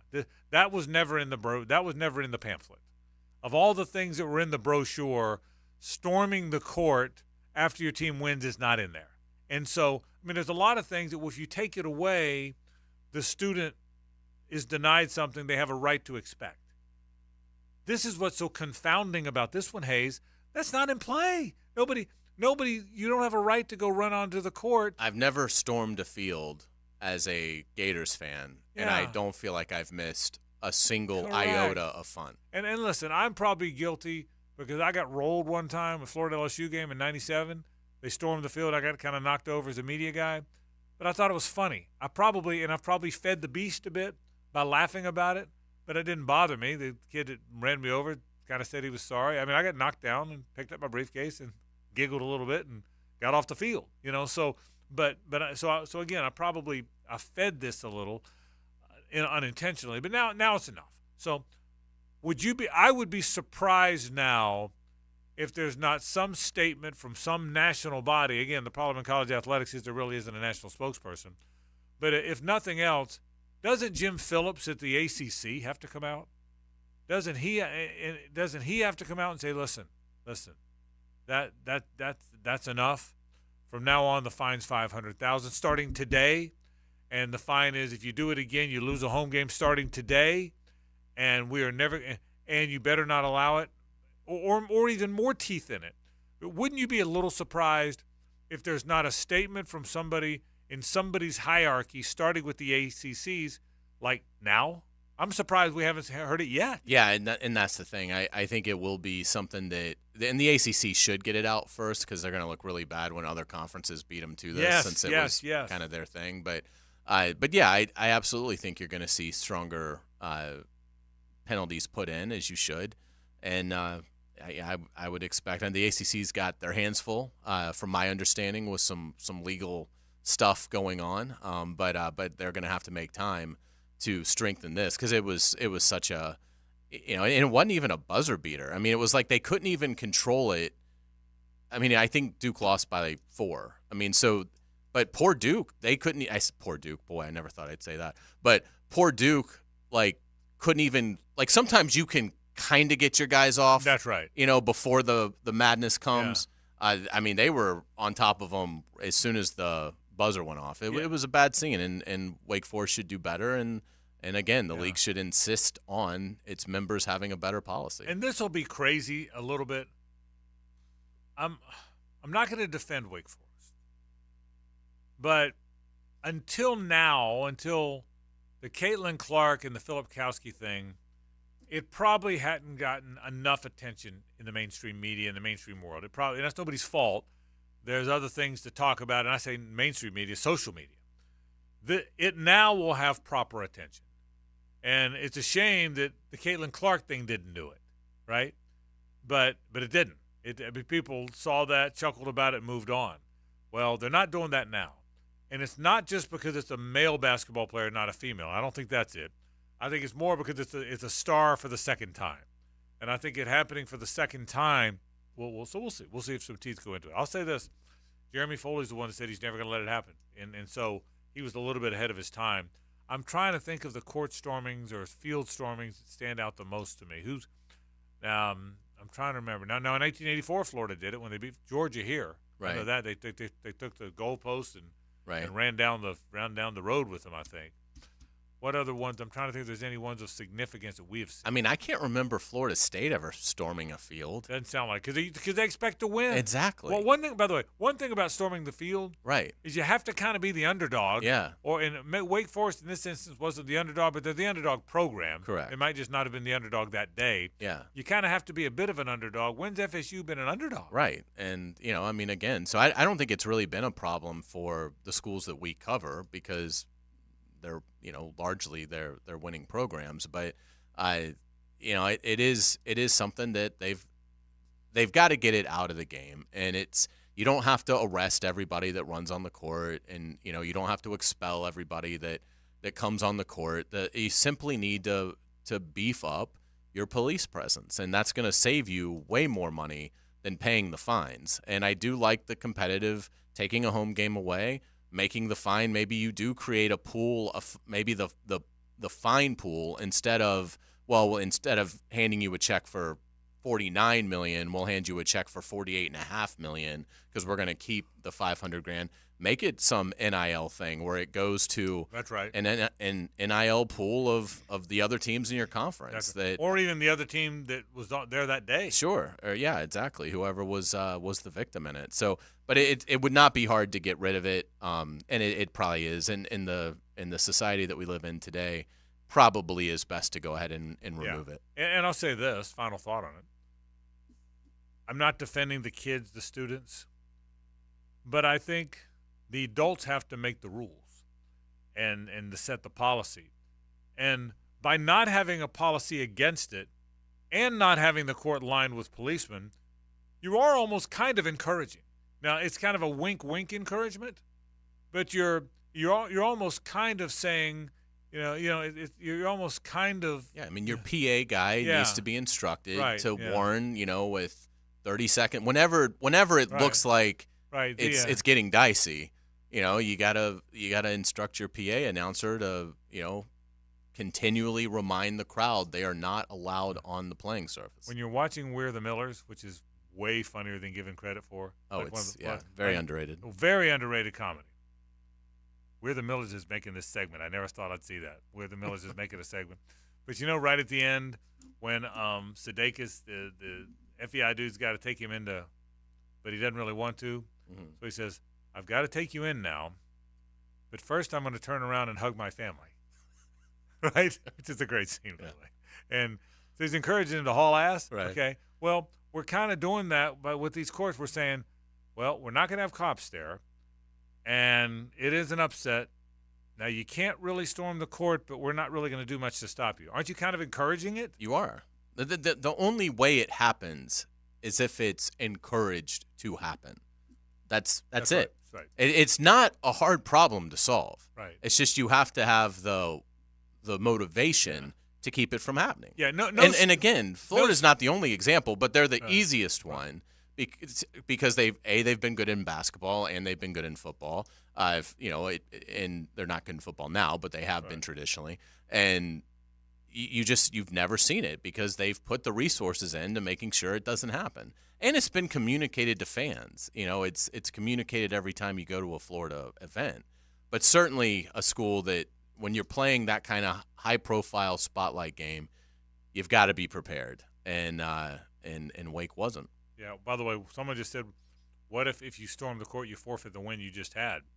I don't like that. Well, I don't think you'll ever do that. That would put a stop to it. Well, I mean, that would admit that the first time someone forfeits a game, it would never happen again. I don't like it either, but I'm just telling you, it would never happen again. I think threatening the athletic department with heavier fines and the loss of future home games would be enough for them to say, "All right, we're going to hire the manpower we need to make sure this does not occur on our watch." 2 people have sent me a tweet that said Florida State stormed the field after beating Florida 2 years ago. I don't think did they? Well, 2 different people sent it to me, so they must have. So, but I don't remember that after. Not last year. The game was in Gainesville. The last year, I did. Really? 2 people have tweeted. I don't remember. Was that, it like 5 people ran on the field, or was it like Alabama, Tennessee, where they took the goalpost and Neyland and dropped it in the river? They dropped it in the Tennessee River. I don't know, but thank you for sending those. I didn't realize that. But I didn't remember. 2 different people have sent me that about a minute or 2 apart, so maybe they did. We'll take a break. More in a moment. This is 1010XL and 92.5 FM. The Frangie Show, live from the Hastings Injury Law Firm Studios on 1010XL. Hit back with Hastings. Mornings on the Drill. You think you're too cool for school? Famous duos. Let's get back to the reason that we're really here. Dan Hicken and Jeff Prosser. They're breakdance fighting. Taste my pain! Mornings on 1010XL, 92.5 FM. At Hodges Mazda, we are proud of our solid reputation in the Jacksonville community. Lauren Brooks here. As your hometown Mazda dealer, our high customer service standards and our huge inventory of new and used cars provide our customers a consistently first-rate car buying experience. Our professional, non-commissioned sales team puts your best interest first without exception. And every vehicle purchased from Hodges Mazda comes with 2 years free maintenance. Visit Hodges Mazda today or shop online at HodgesMazda.com and discover the Hodges Mazda difference. When you're a little kid on the playground, they tell you don't hit back. Well, the courtroom isn't a playground. And if you've suffered an injury or death in your family, I'm here to tell you it's okay to hit back and fight to make them pay. I'm attorney Brett Hastings, and at Hastings Injury Law, we understand all the pain and emotion that comes with being wrong. And we've dedicated our lives to making things right for people like you. So if you get hit back with Hastings Injury Law. Offices, Jacksonville. We're in Florida, and pest problems are persistent. Want them gone? Mission accomplished with Mission Pest Solutions. Veteran and locally owned and operated, Mission Pest will blow your mind with their communication and response time for all your pest, termite, and mosquito needs. Text or call 904-944-PEST. You'll speak directly with the owners. Mention 1010XL when you call 944-PEST. You'll get 25% off your initial pest or termite protection service. Mission accomplished with Mission Pest Solutions. From happy hour to late night fun, Anheuser-Busch wants to remind you it's better to take it easy and be in for the win. That means you had a good time and you got home safely. So know when to say when and be there for the next big time by designating a driver. Have you tried golfing at the improved Cimarron Golf Club? If you haven't, tell you what, you're missing out on the best deal in Jacksonville. Now, many of you have received a postcard in the mail, and of course, if you bring that with you, $45 plus tax to play. That includes a cart, lunch, and a beer at the brand new Stone Barrel Tap House. Now, go to the website, that is CimarronGolfClub.com, and sign up for the Wild One Loyalty Program. That's the Wild One Loyalty Program, and get all of these specials emailed to you from Cimarron. This date in sports history is brought to you by Southeast Orthopedic Specialists. On February 26, 1987, Michael Jordan scored 58 points to set a Bulls record. He would have 5 more career games with higher scoring. There are 3 certainties in life: death, taxes, and if you stay in your home long enough, a new roof. Hicken here for our friends at Lockhart Roofing. Nobody better in Jacksonville. How do I know? They are a local certified Master Elite contractor and that means they have a GAF Master Elite warranty. That's the best in the roofing industry. In this day and age, don't settle for cheaper discount roofers. Lockhart Roofing has been here for decades. They aren't going anywhere. Call my friends at Lockhart Roofing, 994-3851. That's 994-3851. Lockhart Roofing, Jacksonville's best for Jacksonville people. Daly's Dash is not only your Jaguars game day stop, but a great place to grab a meal any day of the week. To honor the Jags and the fans, we've crafted the Duval Sub. The Duval comes with freshly sliced turkey ham, melted cheddar and habanero jack cheese, topped with crisp lettuce, fresh tomatoes, and a double portion of our secret sauce, all served on a fresh roll. Come by your local's Daly's Dash today to get your delicious Duval Sub. Daly's is the official convenience store sponsor of the Jacksonville Jaguars. Experience the high-flying action and side-by-side intensity of Daytona Supercross, Saturday, March 2nd, the only Monster Energy AMA Supercross event in Florida. Bring the whole family and get closer to the action with trackside access as riders get pushed to the limits on the Ricky Carmichael-designed track. For a chance to win tickets with VIP passes to Daytona Supercross, answer this. What manufacturer has the most wins for this race? Text the correct answer to 641-1010 now. Hello, First Coast. I'm sure by now you have seen our bright green GFL trucks and containers throughout the greater Jacksonville area. We're an industry leader in solid waste and would love the opportunity to earn your business. We're committed to customer service, reliability, and have an unwavering focus on safety. Whether commercial or construction, let us haul your waste away. Call 904-760-5880 to get a quote today from GFL, Green for Life. Hi, everybody. Mike Dempsey here with Arthur, who transformed his life by dropping 70 pounds. People are looking at me, what happened to you? I said, well, what happened to me is Awaken 180. I said, you got a choice here. You can stay big, you can get ill, or you can get in shape and do the best you can. I watch what I put into my mouth. I watch when I put it into my mouth. The coaches are right there always for you. We could send them an email in the morning. We get an email back before noon. These people are readily available. I haven't felt this energetic in so long. Awaken 180 is both my solution for weight loss and also my solution for creating and maintaining a healthy lifestyle. Thanks, Arthur. Maintaining fast weight loss and then free support for life with your solution for weight loss online at awaken180weightloss.com.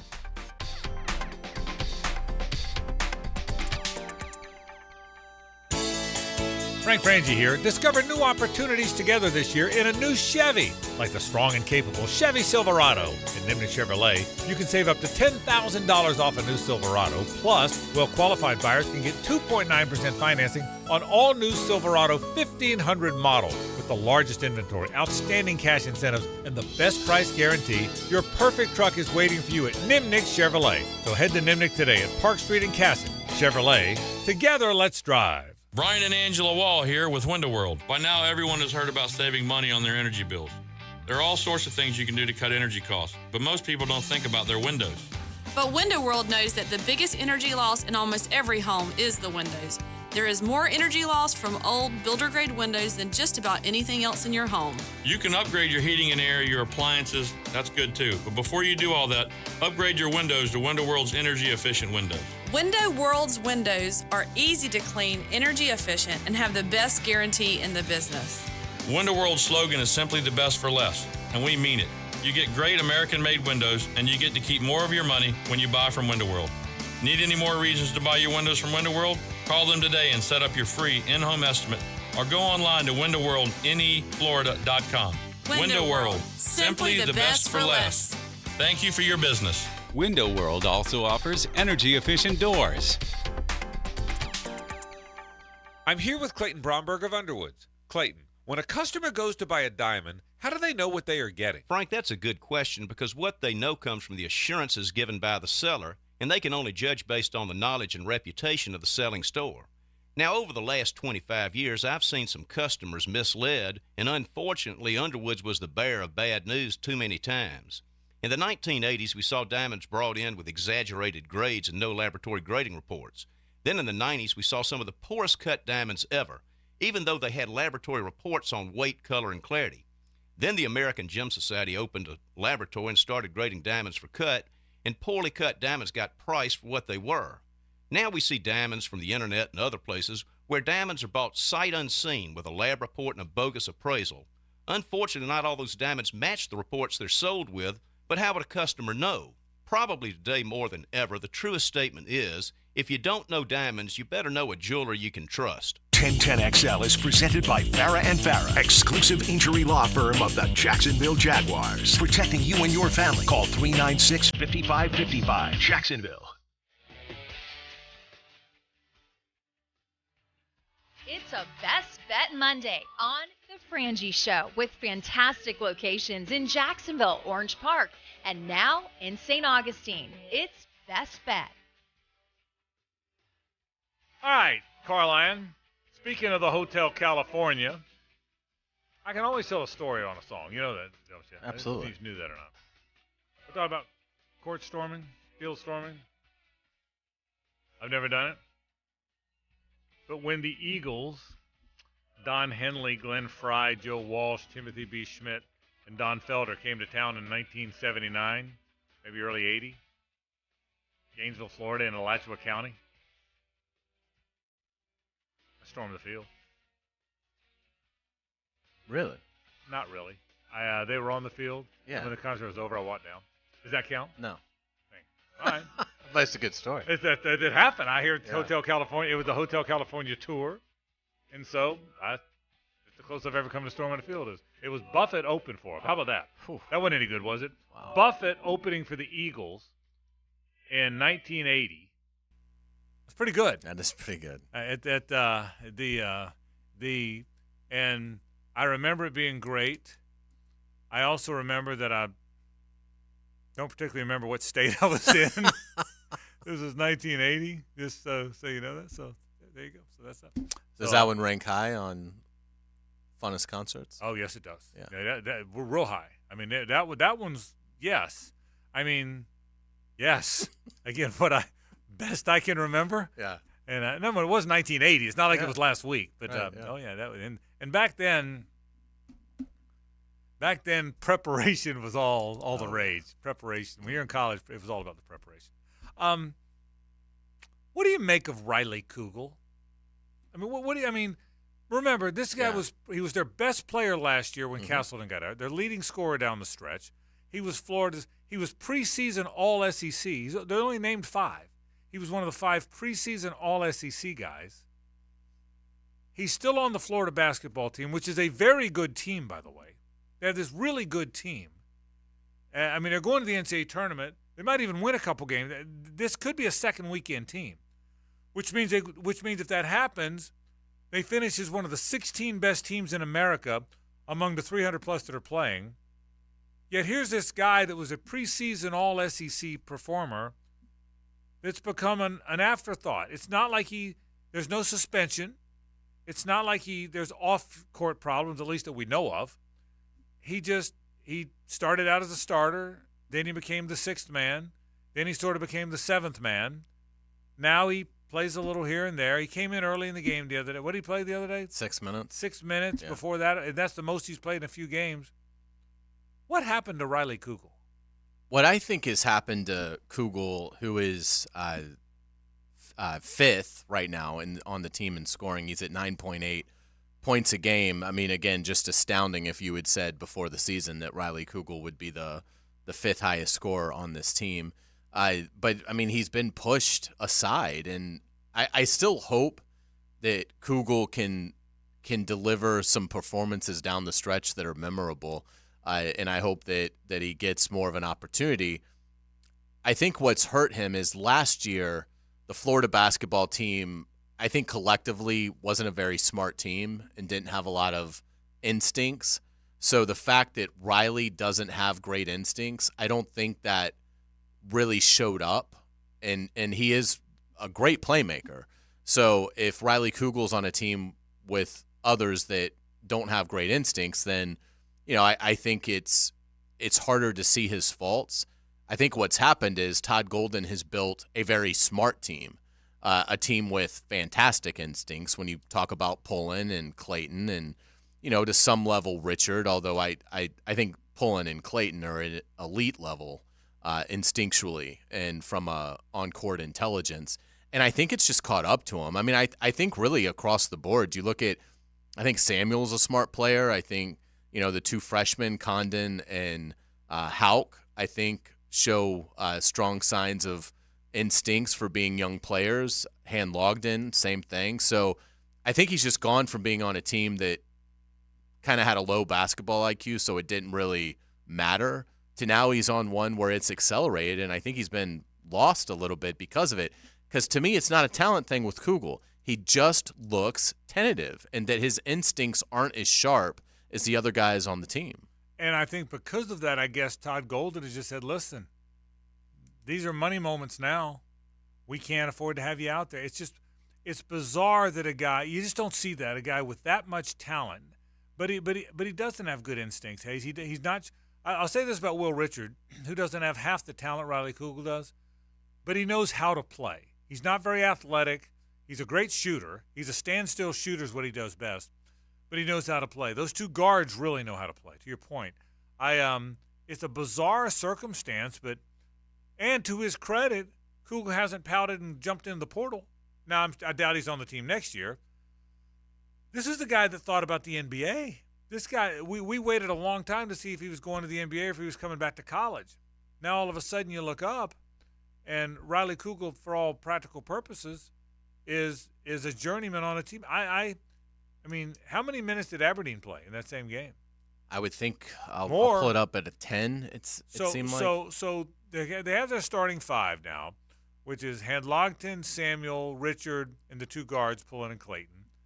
Used to be Kugel and Condon were the first guys off the bench, and they'd both come in 3 or 4 minutes into the game. Well, I think they did that the other day. Again, I wasn't watching. I went back and watched. I was playing golf. But didn't they both come in like they normally do 3 or 4 minutes in? Yeah. Aberdeen actually ended up with 14 minutes. He was on the floor a little longer than what I thought. And Kugel had 6. I mean, to me, that's just 6 minutes? That's not sustainable for Florida. Like, they're going to need to harness Riley Kugel. I really hope Todd Golden doesn't. But I don't sense that's where it's headed. Yeah, I don't either, because Golden seemed like going into the Vanderbilt game when he met with reporters the day prior that, Kugel had barely played in the Alabama game.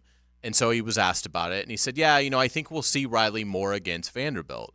And so I was expecting probably a good 20 minutes because I just felt like, that's where it needed to head, and I was really surprised that Kugel only played 6 minutes and didn't see any time in the second half of this game.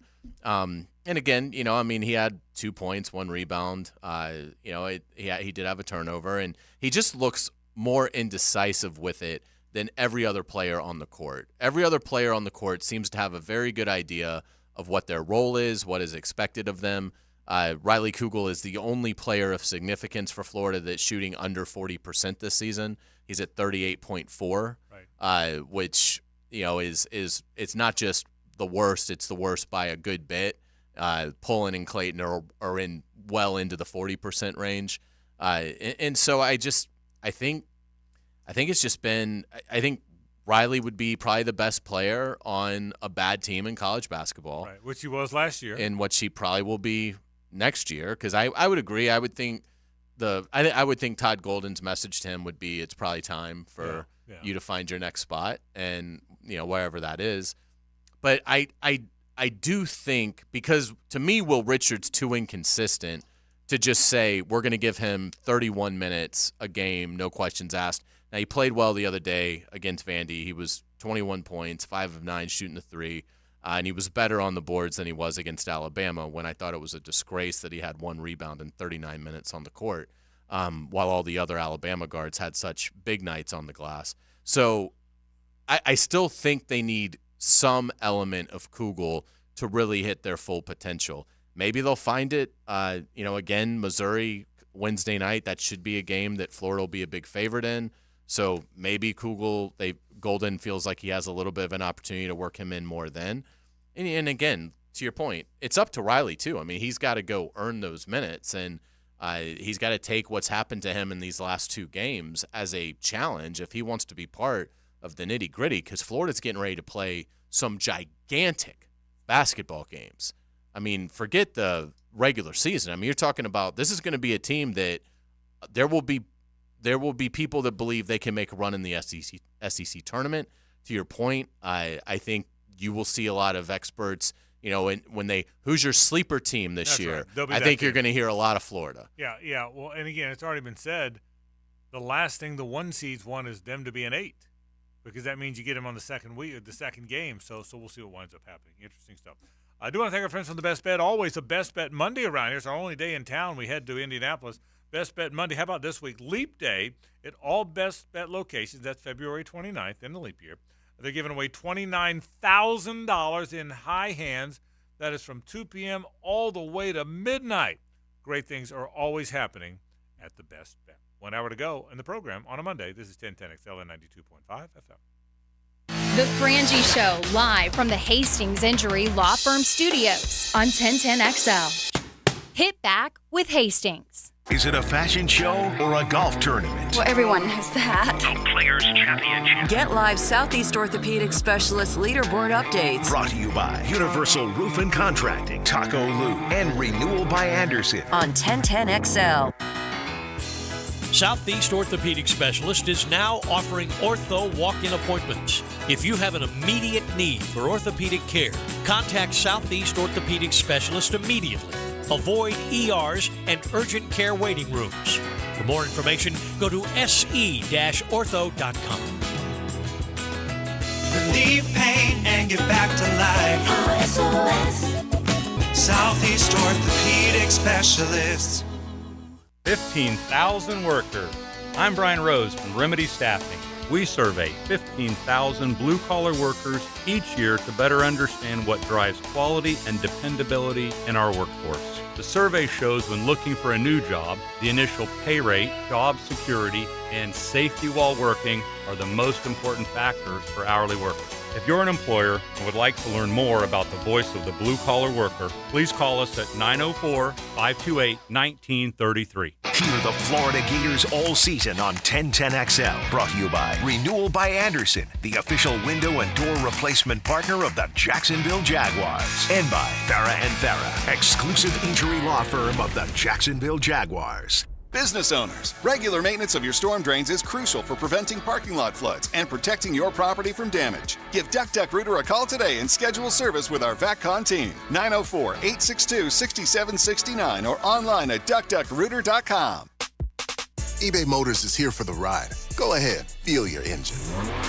Admire that perfectly installed exhaust. Your vehicle's moving along this freeway like it was made from fresh installs and a whole lot of love. With eBay Motors, you get over 122 million parts to keep it running. And with eBay Guaranteed Fit, they'll be the perfect fit every time. Plus, at these prices, well, we're burning rubber, not cash. Keep your ride or die alive at ebaymotors.com. Eligible items only. Exclusions apply. The flagship station of the Jacksonville Jaguars. WJXL AM Jacksonville Beach. WJXL FM Jacksonville Beach. Hicken here. When it comes to your eye health, you want to make the winning move. That's where Bow 9 Associates comes in. February, it's the month of love. And what better way to show some love than taking care of your family's vision? Bow 9 isn't just about seeing clearly. They're about making sure your eye game is in its prime. And folks, they got not one, not two, but 3 convenient locations across town. I call that home court advantage. So call Bow 9 Associates and schedule your winning eye exam. Bow 9 Associates, keeping the First Coast focused.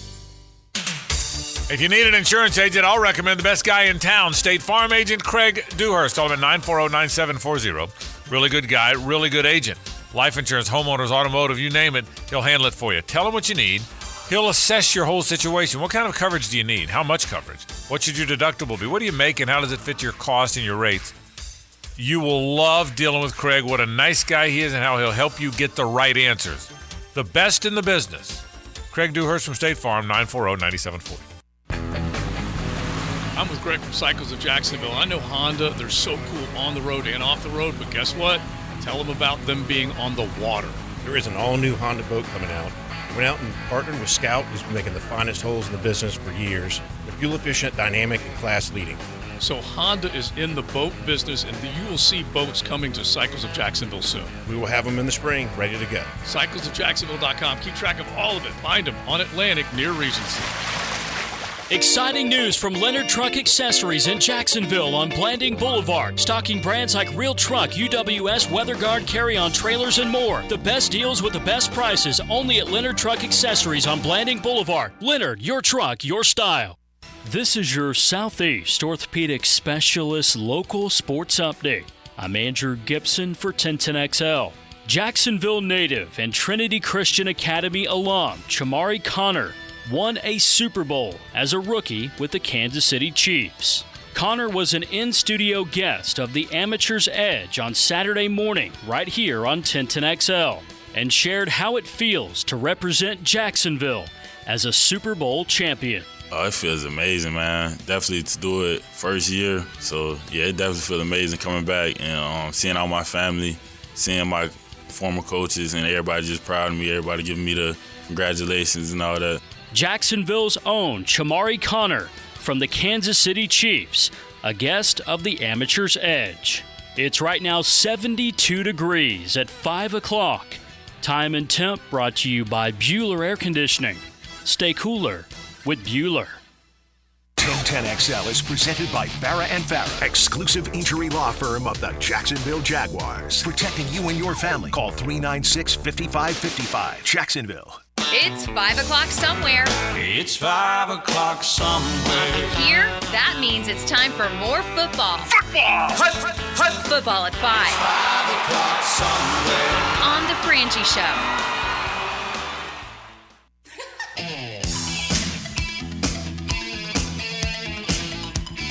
Frangie and Carlyon, R.J. Saunders with you. Lauren Brooks is on vacation. She'll be back a week from today.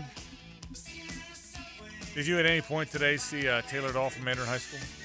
I just briefly saw her. She's in the car, so I know she's listening. Yeah. So she's always listening. Did you see how sad she looked? No. What happened? She had sadness in her face. And Taylor, I know you're listening. You'll support me on this. So sorry to hear that. She looked as sad as anyone could be. She got word, I think, from inside sources that the Bears indeed are moving on from Justin Fields. Really? She looked devastated. She did. I'm going to call in tomorrow night to Helmets and Heels and ask her if she's okay. Good. She looked devastated. I mean, you can't. I mean, there's no world in which the Bears cannot take Caleb Williams. You cannot run the risk. See, people passed on Patrick Mahomes. 9 teams did. I get it, and they're all 9 are kind of getting beat up for it. This one among those. But in fairness to them, nobody knew Patrick Mahomes. Nobody believed Patrick Mahomes might become Patrick Mahomes. Nobody thought this was in play. They thought he might be pretty good. He was the 10th pick of the draft. Big arm guy, who knows. But nobody saw this. Nobody saw John Elway and Dan Marino and Tom Brady, who also happened to be a good runner, all tied into it. Nobody saw that. Well, with Caleb Williams, you do kind of see it. That may not happen, but you kind of do see it. And Hayes, there's no possible way that the Bears can pass on Caleb Williams and be the team that passed on Patrick Mahomes when people know he might be that, right? I mean, right? So, I mean, there's no possible way you can do that. Now, whoever picked first, because if you pick first, you probably don't have a quarterback.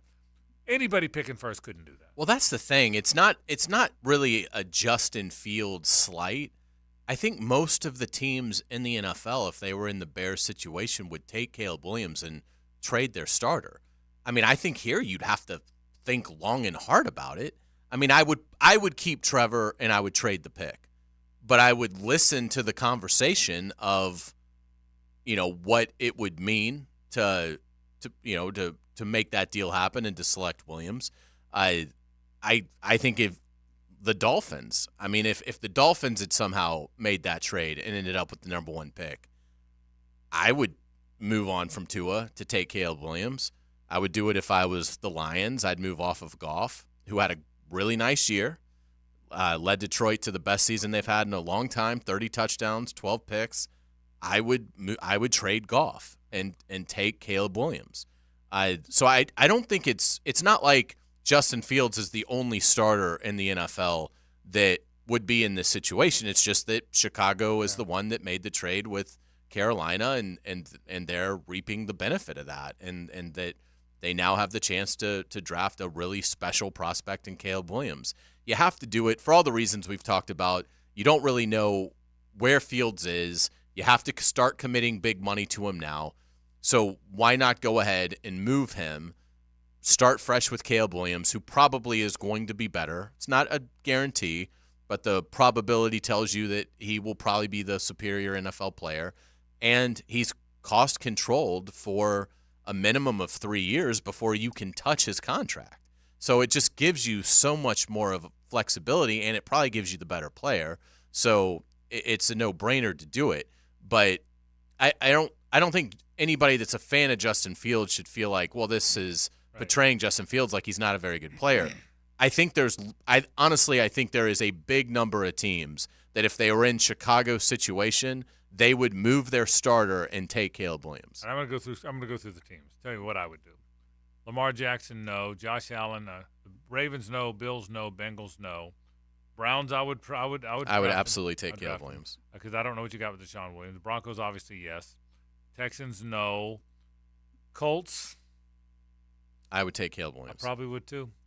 So I'm gonna count how many would say I probably would. And that's no knock on Anthony, but I'm just being honest. I would take him. So I've got Browns 1. I'm going alphabetical order in the AFC first. Browns 1, Broncos 2, Colts 3, Jags, no, I wouldn't. Chiefs, obviously, I wouldn't. Raiders, yes, 4. Chargers, no, I wouldn't. Dolphins, I wouldn't. You say you would, I wouldn't. But okay. You'd rather have Tua, huh? Yeah, because it's not like Caleb's proven yet. I would, and I'm not a Tua guy, but just for me, I would. That's surprising. Yeah, Patriots, obviously, yes. Jets, no, but Jets are interesting. You'd have to if you're the Jets. You almost would because you only got this guy another year or two. Yeah. Okay, so let's say 5, 6. Steelers, of course, yes. Titans, yes, 8. Falcons, yes, 9. Cardinals, yes, 10. Carolina, yes. Yeah. Yes, that's 11. Bears, yes, 12. Cowboys? Yes. Probably would, 13. Detroit, I wouldn't. He just got you the NFC Championship. Oh, I in a second would get rid of Goff for him. Packers, I wouldn't. That's 50, so I'm still at 14 for me. I probably wouldn't. Yeah, 14. But I could be maybe talked into it in Green Bay. Rams, yes, 16. Vikings, yes, 17. Saints, I would probably do it twice, 18. Yeah. Giants, yes, 19. Eagles, I probably wouldn't.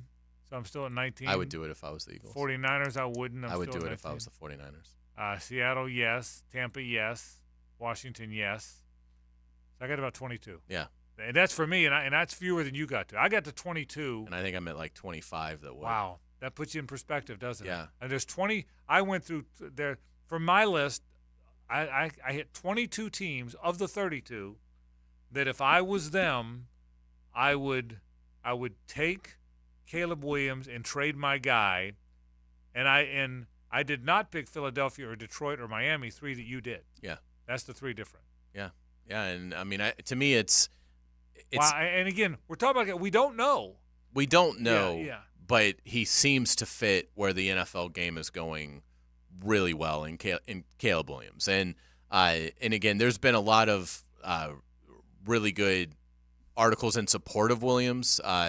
And, I mean, in terms of basically what USC's defense gave him over the past couple of years, and I apologize, maybe it was Daniel Jeremiah, but somebody wrote that when USC held the opponent to 34 or less, Caleb Williams was 12-0.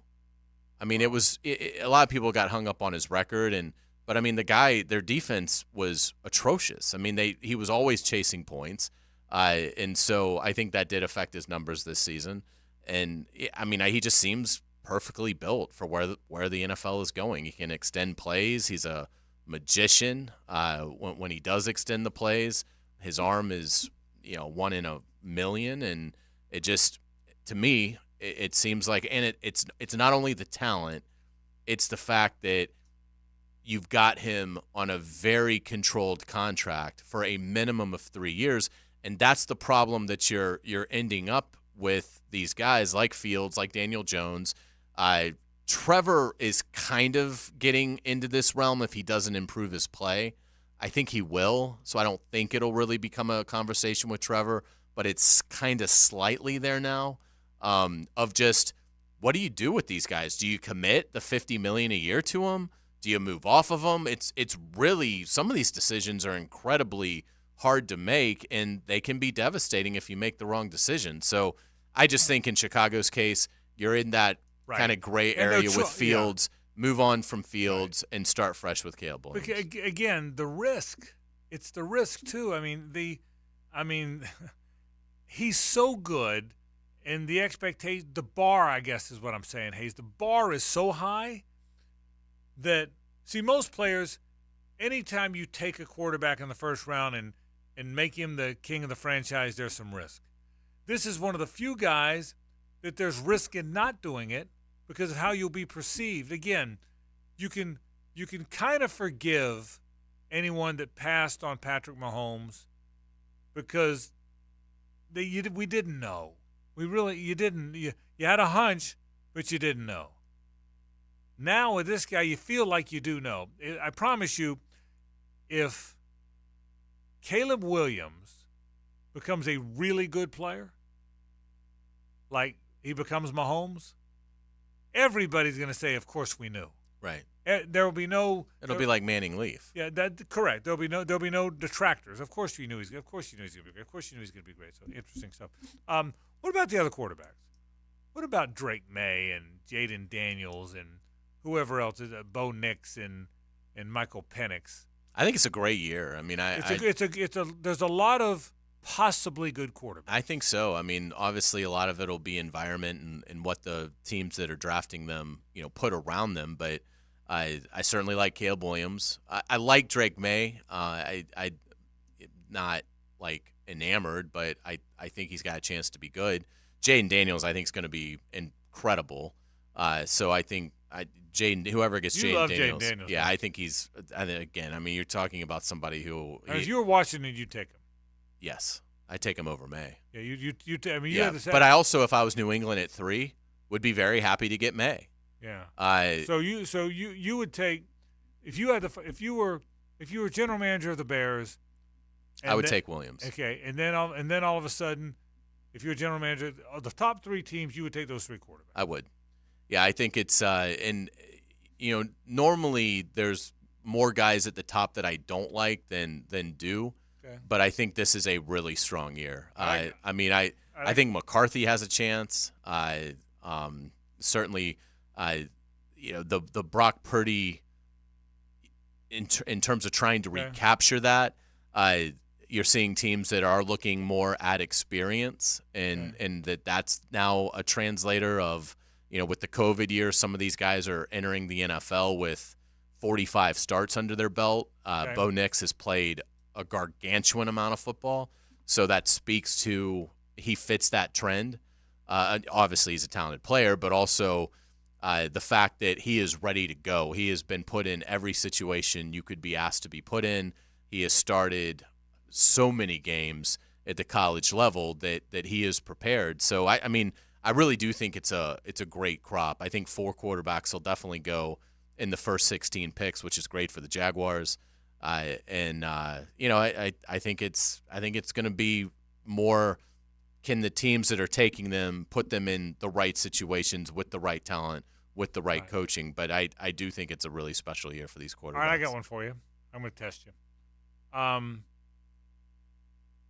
Let's say Williams goes 1 to the Bears.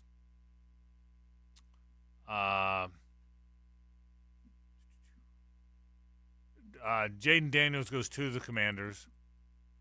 For whatever reason, the Patriots take Marvin Harrison Jr. Okay. They signed Cousins or whatever. Mm-hmm. You're the Cardinals. You take Drake May? Yes. Over would you have in Kyler Murray? Yeah, I think Kyler Murray is average at best. See, I think the same thing. So I think the Cardinals take quarterback. I would. I think if one of the 3 are there, the Cardinals do it. Yeah. Obviously, the Chargers don't. The Giants, same question. I would. Yeah. If you were the Giants and you had Daniel Jones and you just paid him, yeah, would you get rid of him for Drake May? I would for Drake May. I would even consider it for McCarthy. I don't think they will. Would you really? I would think about it. But again, I'm not a big Daniel Jones fan. Yeah. I think Daniel Jones are still. I mean, to me, paying Daniel Jones $40 million a year is just, preposterous. Okay.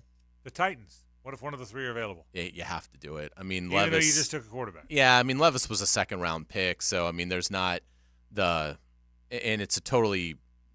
It's not a new regime. Rand Carthon is the GM, but it's kind of a reset. So, yes, if I was Tennessee, if Drake May was there, I would absolutely take Drake May, and I would think about McCarthy. I don't think they will. Again, I don't think they will take him because I think they want to see what they have in Levis. But I'm surprised that everybody in Nashville is so excited about Levis because I didn't see. There was some flashes, but I didn't really view him as having some sort of incredible year. Now, the weapons were terrible around him, and I certainly understand that. And obviously there was a lot of friction between the coaching staff and the front office, so it probably wasn't the most harmonious situation for a rookie quarterback. But if I was Tennessee, I wouldn't let taking Will Levis in the second round last year prevent me from taking a blue-chip quarterback if one fell to me. Take a break. Let's talk running backs. Looks like no one's tagging anybody in the running back world. What does that mean? We'll talk about it after this.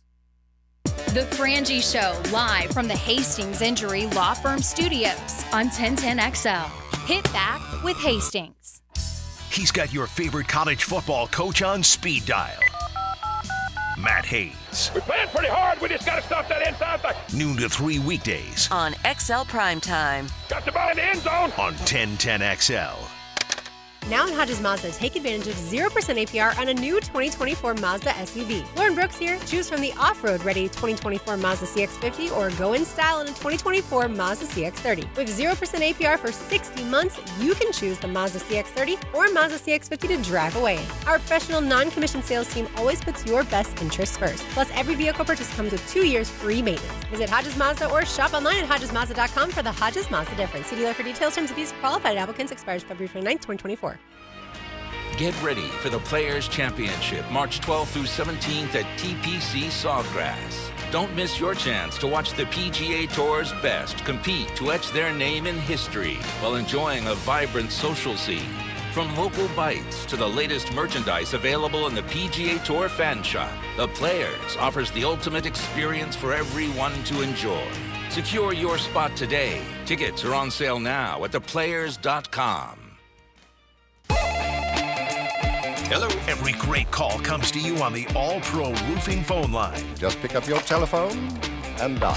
Listen for great phone interviews all day on the All-Pro Roofing phone line. We'll talk on the phone. On 1010XL. Listen up, poker players. The Run Good Poker Series is coming to Best Bet Jacksonville from March 14th to the 24th. The Run Good Poker Series features 10 poker events, including the $1,200 no-limit hold'em main event with a $300,000 guaranteed prize pool, and event number 1, $400 no-limit hold'em with a $100,000 guarantee. Win your way into the tournament through satellite starting March 2nd and running throughout the month at Best Bet Jacksonville. Check out the Run Good Series structures and details at bestbetjacks.com.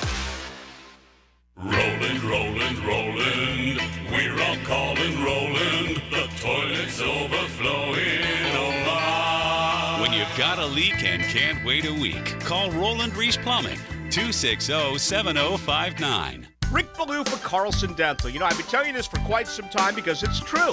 I hate going to the dentist, or at least I used to hate going to the dentist. I had total anxiety, and then I tried sedation. Light sedation for cleaning and deep sedation as well for cavities and root canals. Folks, it's an incredible experience. So don't be nervous. Don't be scared. Go to CarlsonDentalGroup.com. That's CarlsonDentalGroup.com for all of your dental needs.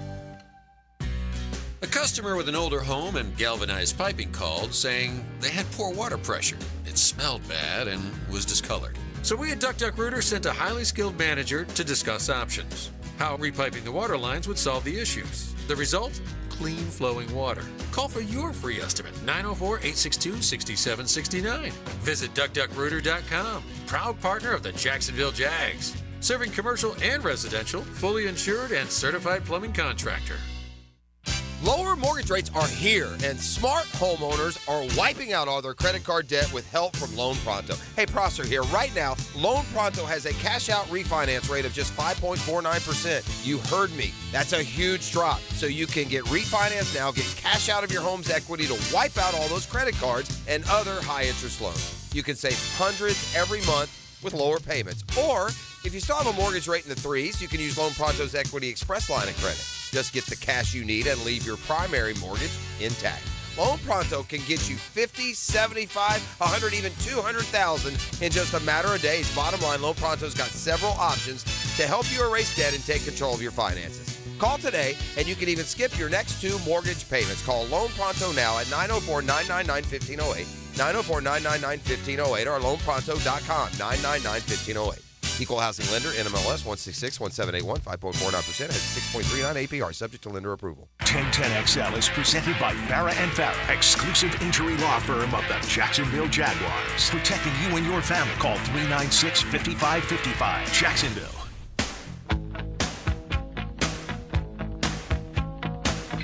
It's a Best Bet Monday on The Frangie Show with fantastic locations in Jacksonville, Orange Park, and now in St. Augustine. It's Best Bet. Have you started your Atlanta Braves baseball prep yet? Have you done any prep? It's all about prep. Life's about prep. You know, I started to dig into it. I'm really excited about this Jeff Blouser this year. You know, he's a young, gritty player. Doesn't have the best bat, but I think he's steady in the field. Oh, yeah. I think he's going to, be maybe our 8th guy, in the lineup, somewhere in there. I'm expecting 240. Yeah, okay. Will you do me a favor? Yeah. Will you ask me what number Jeff Blouser wore? What number did Jeff Blouser 4. Did he really? Yeah, just in case, unbelievable. Just in case you wanted to know. Jeff Blouser wore number 4. I admit that's not healthy. It's incredible. That's who we are. It's amazing. Yeah, he would flip a little double play ball. It's really too bad that the CIA didn't recruit you when you were 20 years old. To 2-hop grounder, he flipped a little double crack play ball codes. to Mark Lemke, who was 20. Okay, that's amazing. So your mind and numbers, unbelievable. Yeah. But no, I mean, I would expect they'll have a huge year. The Braves are never going to be really overly exciting because they've secured their nucleus. So I mean, it's not, they've done such a great job, of taking care of their own that I think they're just going to consistently be right in the mix. But they haven't been one of the teams that has stolen the offseason headlines like the Dodgers, obviously, and Yankees. So the Braves are interesting because they're really good, like really good. I mean, they have, again, other than maybe the Dodgers, they've got certainly the best lineup in baseball. I don't think anybody would even debate that, Hays. And when Strider's right and Max Fried's now signed, and I mean, I think, I'll be interested to see how Sale does for them. Chris Sale's there now. But there's not the buzz about them. The Atlanta Braves, if I'm a Braves fan, and maybe Braves fan doesn't care because they win all their games, but if I'm an Atlanta Braves fan, I'm like, I hear Dodgers, and all these other teams.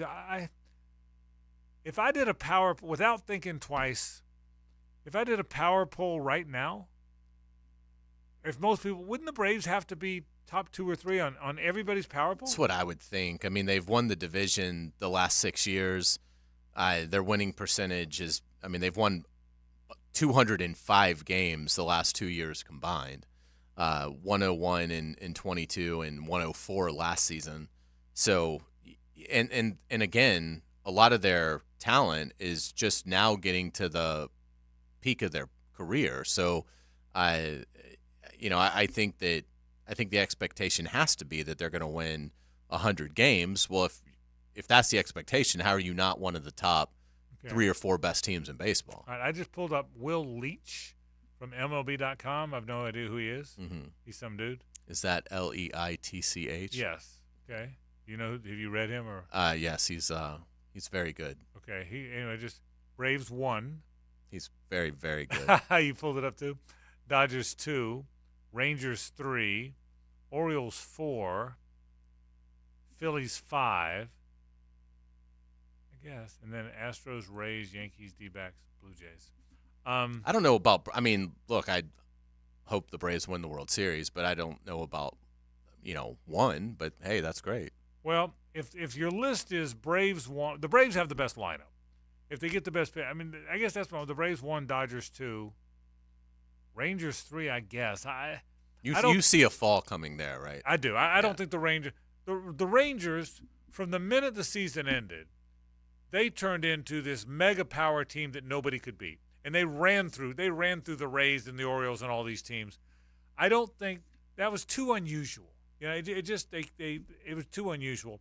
The point you made all year last year, and I was with you on this, is waiting for once the Astros decide to play, they're one of the 2 or 3 best teams. I had a hard time believing the Rangers were better than the Astros until they beat the Astros, know. But boy, this thing's got the Astros 6th. I think they're better than that. It's also got the Rays 7th. You and I kind of are on the same page on that too. And by the way, this is a lot of good people that voted on this thing, but I mean, we'll see. I will say this about the Braves, and I do like this. It's not like this as much as it was in the 80s or even the 90s. But the Braves are still the South's team. Now, that's changed a lot because more people play fantasy baseball and more transient people, and now everybody can watch their team on TV, so you don't have to adopt a team in your area. But the Braves are still the team of the SEC. They're still the team of the ACC. They're still Jacksonville's team. The Rays and the Marlins are not Jacksonville's team. The Braves are Birmingham's team. They're Nashville's team. They're Knoxville's team. They're Charlotte's team.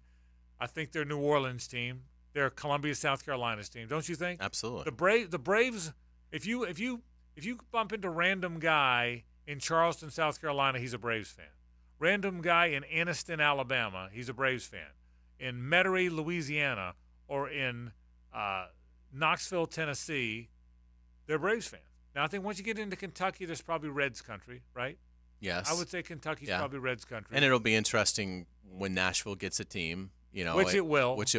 Yeah.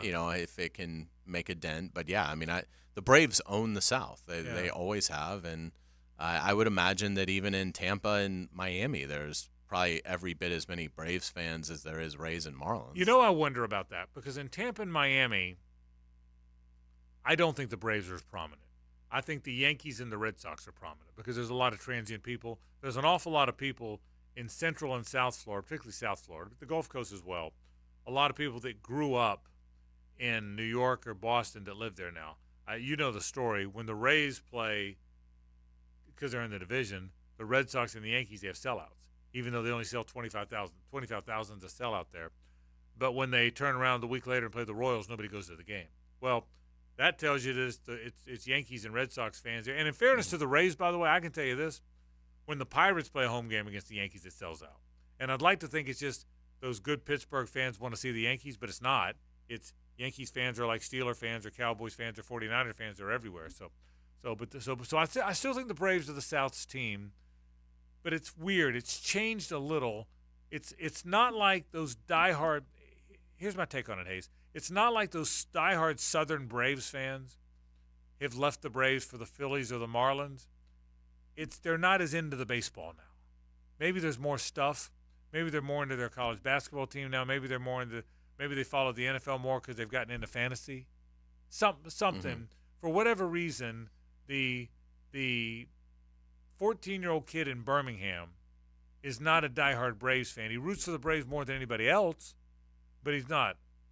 Jackson Carlyon doesn't care about the Braves. Yeah, and it is interesting because baseball obviously is so big in our area. So I'm not trying to say obviously the talent here is incredible, but I will say from where it fits in pop culture, it doesn't seem like there's near the buzz for baseball, at least with Jackson and his friends, that they're certainly for the NFL. I tell you, the guy that they can't get enough of is Wemby. I mean, really? Oh, that's cool. Oh yeah, Jackson and his buddies are. I mean, really? Yeah, Wembenyama is the guy. I'll be darned. And he is incredible. I mean, but I wouldn't pay attention, but he's talked about it so much that we've started we'll watch games and we'll if I see Wemby has a incredible the other night RJ can speak more to this, but he basically had like 5 of everything in a very rare performance in the league. But he's just, for a rookie, he's amazing. I mean, RJ, is Wemby going to bring the common fan back to the NBA, you think?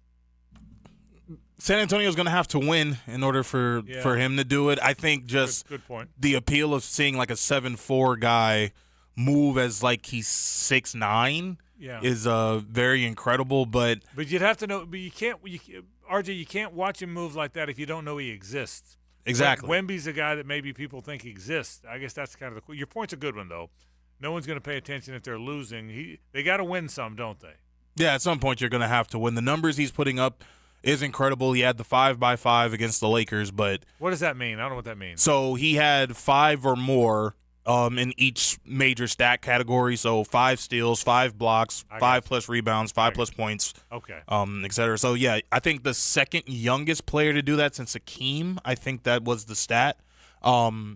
So, I mean, he's doing a very good job, as in his rookie season. But I think San Antonio is going to have to make a couple moves before I think Wembanyama can even be considered like one of the faces of the NBA, a legitimate face of the NBA, because San Antonio just has to start winning. You realize, by the way, speaking of the NBA, that the Boston Celtics are 5 games clear of anybody else in the association? Wow. That's a gigantic number. You realize that, RJ? I guess you do. But, I mean, they're 5 games clear of anybody in the East or West. Pretty amazing, isn't it? Oh, no, this is an amazing thing by the Boston Celtics. And I think they're clear head and shoulders above a lot of other teams in the NBA, either East or West. I hate saying this, but I do think it's their NBA championship to lose. Now, Denver is a defending champion, but this Boston team is just absolutely sick. And I don't know who in the Eastern Conference is going to really put up much of a fight against them. I mean, it could be the New York Knicks. That's, everybody that's an NBA head believes the New York Knicks are going to be that team. But Boston just has that firepower, man, that just seems you can't put that out. The average Boston game this year is the Celtics winning by an average of 10.3 points. The average game. That's the average game for Boston this year. And by the way, people don't know what an enormous stat that is because you think, well, win by 10 isn't that big a deal. The average game, not the average win, the average game. Like the next highest is Oklahoma City. Their average game is they win by 8.2. So you're talking about the Celtics lead that category by 2.1 points over the next best team. Pretty amazing stuff. We'll take a break. When we come back, we're going to take flight. All that and more. We'll keep it on Hoops. Stay with us. The Frangie Show, live from the Hastings Injury Law Firm Studios on 1010XL. Hit back with Hastings. This is Brent Musburger's Action Update, brought to you by Duck Duck Rooter Plumbing, Septic, and Air Conditioning, proud partner of the Jacksonville Jaguars. Now, here are the latest lines from my guys in the desert. USC quarterback Caleb Williams is the overwhelming betting favorite to be the #1 overall draft pick. Williams is at minus 1,600. The Chicago Bears do have the #1 pick in a deal they had last season with the Carolina Panthers that netted the Panthers Bryce Young. The Bears still have Justin Fields at quarterback under his rookie contract. North Carolina quarterback Drake Mays plus 1,100 to be the #1 overall pick. Jaden Daniels, the Heisman Trophy winner out of LSU, plus 2,500. Ohio State wide receiver Marvin Harrison Jr. plus 2,500 to be the #1 pick in this year's NFL Draft in April. This update brought to you by Duck Duck Rooter Plumbing, Septic, and Air Conditioning, a proud partner of the Jacksonville Jaguars. I'm Tony Desiri with your VSiN Action Update on 1010XL. A customer with an older home and galvanized piping called saying they had poor water pressure. It smelled bad and was discolored. So we at Duck Duck Rooter sent a highly skilled manager to discuss options. How repiping the water lines would solve the issues. The result? Clean flowing water. Call for your free estimate, 904-862-6769. Visit DuckDuckRooter.com. Proud partner of the Jacksonville Jags. Serving commercial and residential, fully insured and certified plumbing contractor. Here's Linda Beaver. Beaver Toyota and Beaver Chevrolet love our community. That's right, we spread the love by giving back, and every year we give hundreds of thousands of dollars to our local community. Plus, we give all our customers lots of love, too. Every new vehicle purchase comes with a 20-year, 200,000-mile warranty, and every certified pre-owned vehicle comes with a 7-year, 100,000-mile loving warranty. Plus, we give the most loving for your trade. Help us to continue to spread the love and head to Beaver Toyota in St. Augustine or Beaver Chevrolet in Jacksonville. We're here to wow you and give back. Hey, Jacksonville, I'm sure by now you've seen our bright green GFL trucks and containers throughout the greater Jacksonville area. We are an industry leader in solid waste and would love the opportunity to earn your business. We are committed to customer service, reliability, and have unwavering focus on safety. Whether commercial or construction, let us haul your waste away. Call 904-760-5880 to get a quote today. GFL, green for life. Mike Dempsey here for Awaken 180 Weight Loss. A little quiz for you. Let's see if you can guess what these potential side effects are from. Pancreatitis, urgent bowel movements, depression, suicidal thoughts, kidney stones, birth defects, hypoglycemia, anxiety, and insomnia. If you happen to guess weight loss injections, you'd unfortunately be right. All those risks when 80% of patients gain their weight back within a year of stopping the medications. Now, how about these side effects? Fat loss, happiness, increased mobility, confidence, restful sleep, and increased energy. Those are the effects Awaken 180 clients experience when losing their weight fast and for good, thanks to free support for life. Before opting for medications, first ask your doctor about Awaken 180 weight loss. I'm confident they'll recommend Awaken 180 as safer, faster, and a long-term solution for weight loss. If you already know medications aren't the route for you, give Awaken 180 a call at 844-346-1800 or schedule your consultation at awaken180weightloss.com. I'm here with Danny Van Sickle, Director of the Electrical Training Alliance. Danny, tell me about your program. Hey, Rick, we're a 5-year electrical apprenticeship. Our students start out making over $40,000 a year, and right now graduate making over $90,000 a year, including benefits. There is no tuition or no student debt. You just have to apply and get accepted. Did you say no tuition and no student debt? You heard that right, Rick. Once you're accepted to the program, your only cost are the books and the course fees. About $800 a year. That sounds like an amazing opportunity. How can I learn more? Just go to etajax.org and you can apply there. Apply by May 23rd. Need protection? Call Craig and Christine Kaprosky at Goosehead Insurance. The Kaproskys are a husband and wife team committed to finding you the right coverage at the right price in just a few short minutes. For home, auto, flood, or specialty insurance, Craig and Christine Kaprosky are the answer. Craig.Kaprosky at goosehead.com. After consulting with several orthopedic specialists about my constant knee pain, I chose Southeast Orthopedic Specialist and Dr. Chris Swanson to handle my surgery. Their professionalism let me know this team was the one for me. The surgery was very successful, and if I ever have a future need, I'll continue to trust Southeast Orthopedic Specialists to take care of me. Relieve pain and get back to life. SOS. Southeast Orthopedic Specialists. Go inside your home team's locker room with Jags beat reporter Hays Carlyon. Check out my blog at 1010XL.com so you can catch all the news and nuggets you need to know. My blog is brought to you by Roland Reese Plumbing, where quality and experience count. Hi, this is Dave Barker. Want to grow your hair back? IHRS, right here in Jacksonville, is the only hair transplant clinic in the Southeast to offer multi-unit hair grafting and the 45-minute PRP treatments. Grow your hair back. Call now for a free in-person evaluation. 904-777-IHRS, 904-777-4477, or visit hairforme.com. Instant Keys. You don't have to go to the dealer. Instant Keys comes to you. Call 904-722-1111. Instant Keys saves the day if you've lost or broken keys. They can program new keys and remotes for nearly every make and model of vehicle at a fraction of the dealership cost. Fast, honest, and reliable locksmith service. Call Instant Keys, 722-1111. Has someone you care about been arrested or had their driver's license taken away? I'm Susan Cohen, and I work with David Robbins at the law firm of Epstein & Robbins. We are experienced fighters for those charged with DUI, domestic violence, and all criminal offenses. In your battle with the justice system, there's only one thing you need to know. Dial David 24/7 at Epstein & Robbins, 354-5645. 354-5645. 1010XL is presented by Farah and Farah, exclusive injury law firm of the Jacksonville Jaguars. Protecting you and your family. Call 396-5555. Jacksonville. Time now for the Sky Life Elite Take Flight Moment of the Week. Sky Life Elite, North Florida's premier private air charter. Passed up the three. Probes the baseline and has it blocked and somehow saves it. Open three, Richard. Got it. You mean that's the old throw it up underneath the backboard and then kick it out for a three play? That's exactly what James Naismith had in mind when he invented this great game.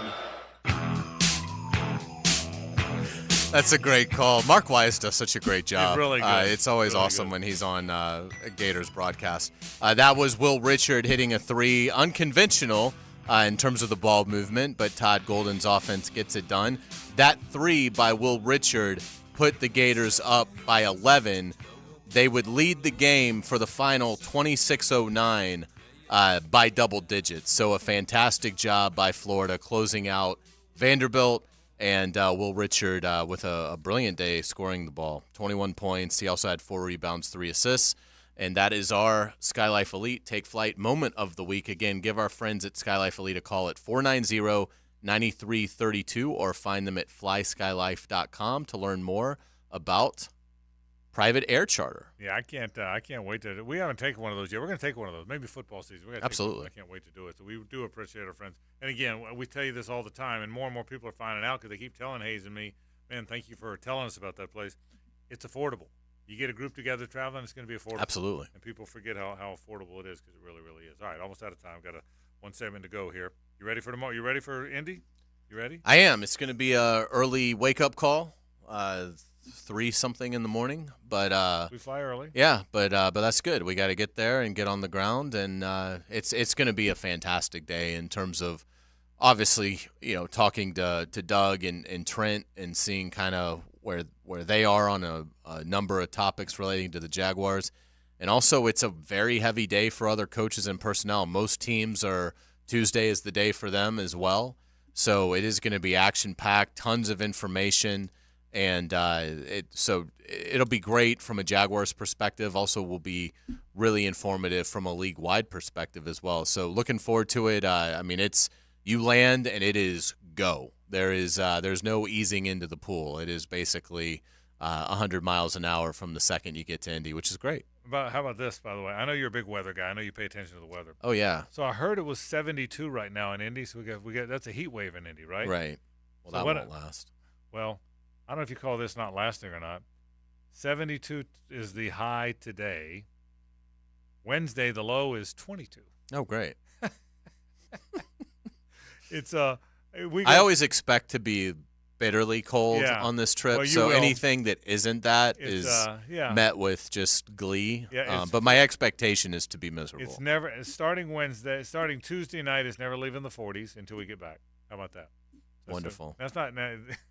At least, I've been years where it's been like a steady snow for 3 or 4 days, which is rare there, but it can happen. Yeah, I think there's going to be some wind, but I don't think there's going to be any snow. A lot of wind. So that's good. It's all about the wind, Hays. Yes, it will be a lot of Ubers. We'll be indoors most of the time. We will be indoors, and we will be in Ubers. We will be.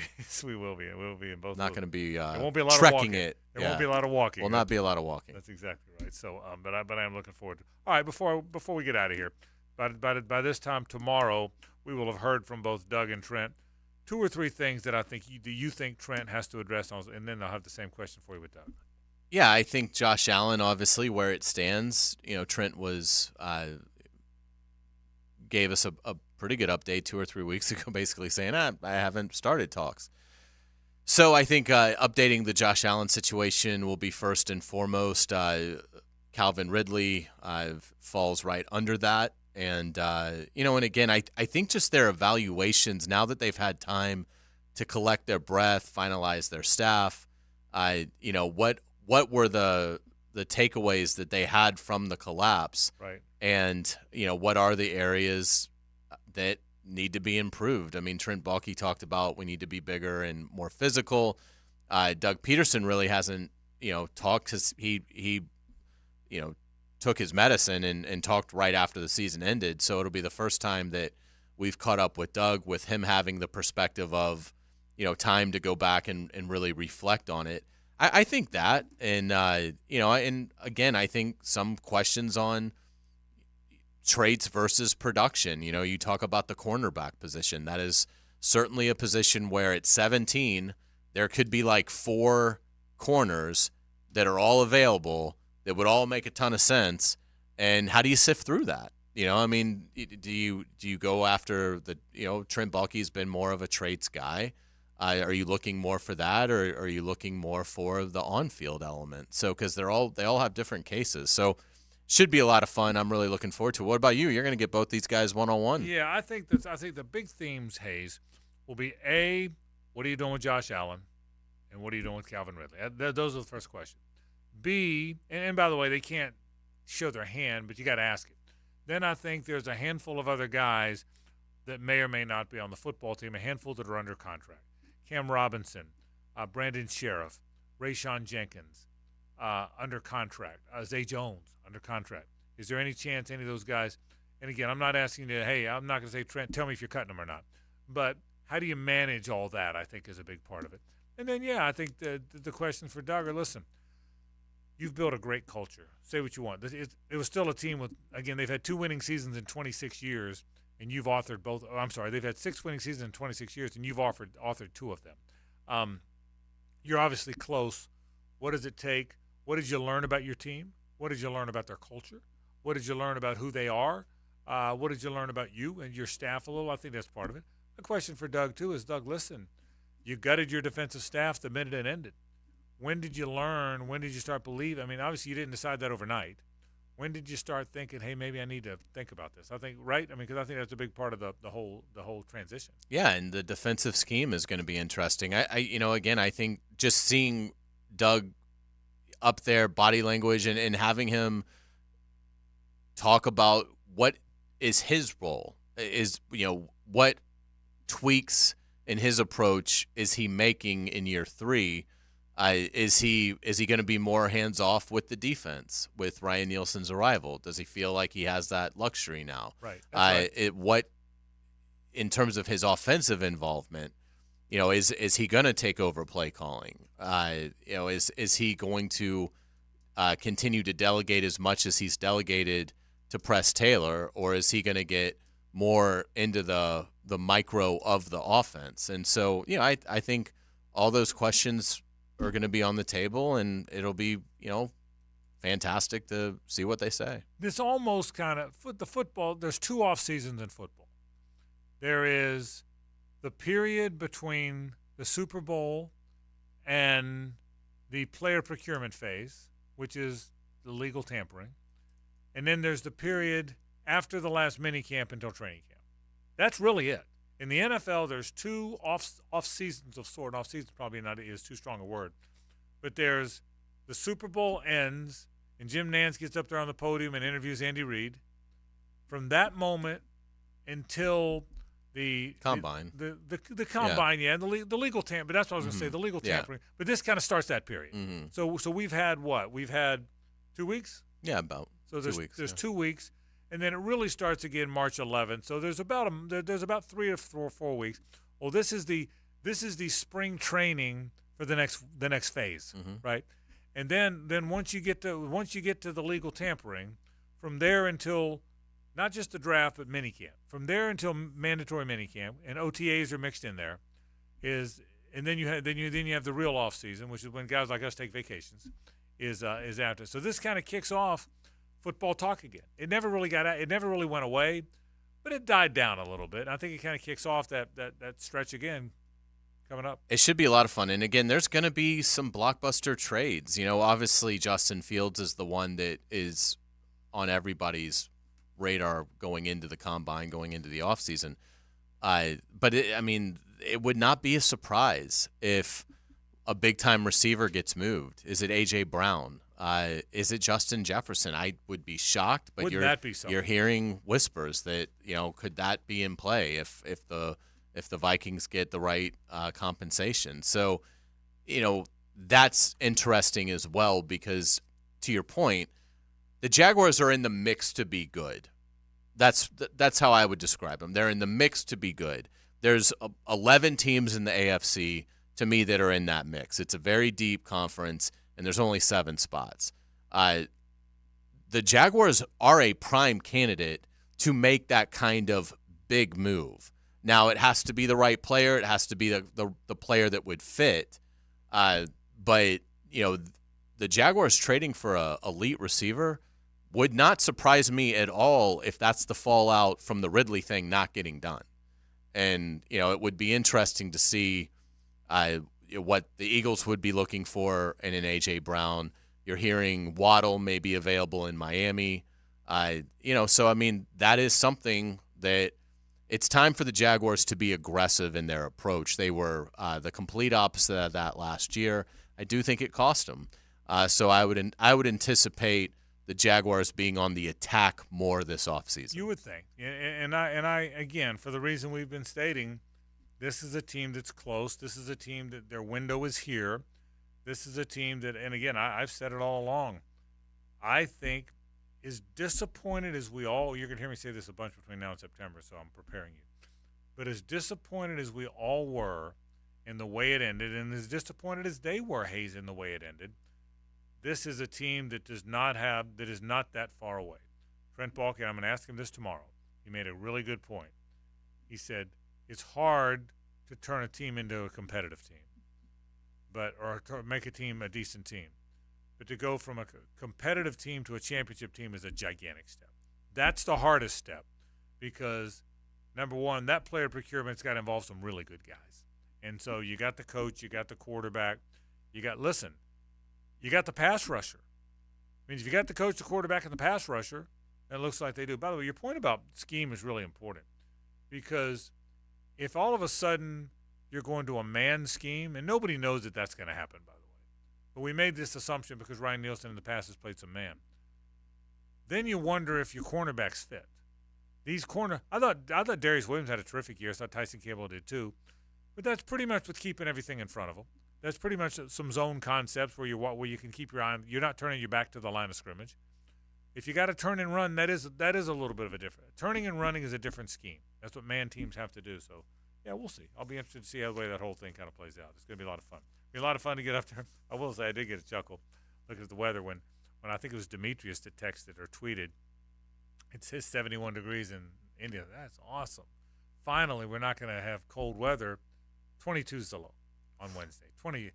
We're not. By the time we get there, it's not getting that. By the way, so wear a jacket. I will say I have already packed my heavy jacket. You already? Are you packed already? I'm close. How about that? Yeah, I'm Look close. Look at you packing early, guy. Well, I'm planning on getting really inebriated tonight, so I had to get all the adult stuff out of the way because that alarm is going to go off. So. Oh, I have not even grabbed the suitcase out of the closet yet. Look at this guy, Mr. Sphere, walking in here. Look at Blue. He goes to the Sphere. You think Blue made any money in Vegas? What do you think? Give me a number. I'm surprised he came back. I figured he'd retire. Give me a 7-8 grand. What do you give me a number? Minimum. What he made when he made to those casinos. He's gonna tell you he doesn't gamble anymore. Yeah. We know the truth. What do you think? Let's say hello to Rick Blue. Now, the 2-minute drill brought to you by Tire Outlet. Tire Outlet is now hiring. Visit TireOutlet.com/careers. Equal opportunity employer. How's the Sphere? Oh, it was fun. It was fun. Pretty amazing, huh? It is. Is it worth it? Yeah. Yeah. It was worth it. It's as good as everyone says? Yeah. I mean, it was. That's awesome. It was. Describe it. I mean, describe the setting. I mean, obviously it's like being in a spaceship or something. It really it's like the first time I went to Space Mountain when I was 12, although basically the lights were out in that place. It's just no matter where you are in the place, it's just phenomenal. The sound. For people who don't know, Rick saw YouTube in the Sphere in Las Vegas. So it looks real steep. It is. Yeah, okay. It is. I was down low. I got some really good seats. They were really pricey, but it was well worth it. And just everything that they do with how the Sphere, circles the entire, I guess, the arena, whatever you would call it. I guess the Sphere is what you call it. Just phenomenal. I mean, the effects, sound is unlike anything I've ever heard before. Really? Even better than stadium shows are great and everything, but that's the problem when you have 60, 70,000 stadium shows that, it's good to be, it's good to be, liquored up and into it and sing along because it's not going to be as intimate as when you see someone at Daly's place or the Florida Theater or something like that. This place was totally that. Even with 17,000, it was sold out. Yeah. It was just incredible. It was awesome. Did you clean out all the casinos? Did you make all the money? I didn't bet once. You didn't bet once? I did not. The GF did a little bit. I actually kind of believe him. I kind of believe him. I'm so recovered. It's it's really pretty scary. Yeah, yeah. I mean, I need the laps here at some point. It's been 10 plus years, and I just had no itch. And the GF's like, we got to do something. We can't go to Las Vegas. Slots or something. And say we did. Yeah, so we fooled around with slots, and she made $37. I said, let's cash out. Let's get out of there. Hey, what do you expect? So that was good. I went to the Mob Museum, which was really interesting. You'd love that. So. Right there in Las Vegas. So did that for a few hours. That was pretty cool. But I miss you guys. Good to be back, man. What do you expect from Doug Peterson and Trent Baalke tomorrow? They're both going to speak. They're going to be on with us, but first they're going to be at the podium. I think we'll get something. It's always, it's not necessarily canned. I think the last time Doug spoke, we were kind of like, oh, wait a minute. And then, 3 hours later, the coaches got fired. But I think you'll get something. I wish I knew what it was. I'm going to try to speculate on that tonight. I think it's going to be more than just the typical Q&A. I think possibly somewhere, some way, you may be able to get a little bit of a taste. I'm guessing on Josh Allen and Calvin Ridley, not necessarily what they're going to see as far as the prospects. They haven't even had a chance to see any of them yet. Right. But I still think it's going to be interesting. I'm looking forward to listening to them tomorrow, and you guys are going to have them on as well. That'll be perfect. With all that tonight? All that coming up tonight. I'll miss you guys out in Indianapolis. It's so beautiful out there. Have a great time. Yeah, it'll be beautiful. 22 degrees is low. Rick, thanks, buddy. Rick Ballou goes into the night right now. That'll do it for our program tomorrow. Live from Indy, Doug Peterson will join me. Trent Baalke will join me. We'll have a lot of other stuff. Mia will be on our show some. Hays and I will have it. Mia will be checking in during prime time as well. The next 4 days live from Indy at the NFL Combine. We're out of here. Don't go anywhere, though. Rick is next on 1010 XL and 92.5 FM.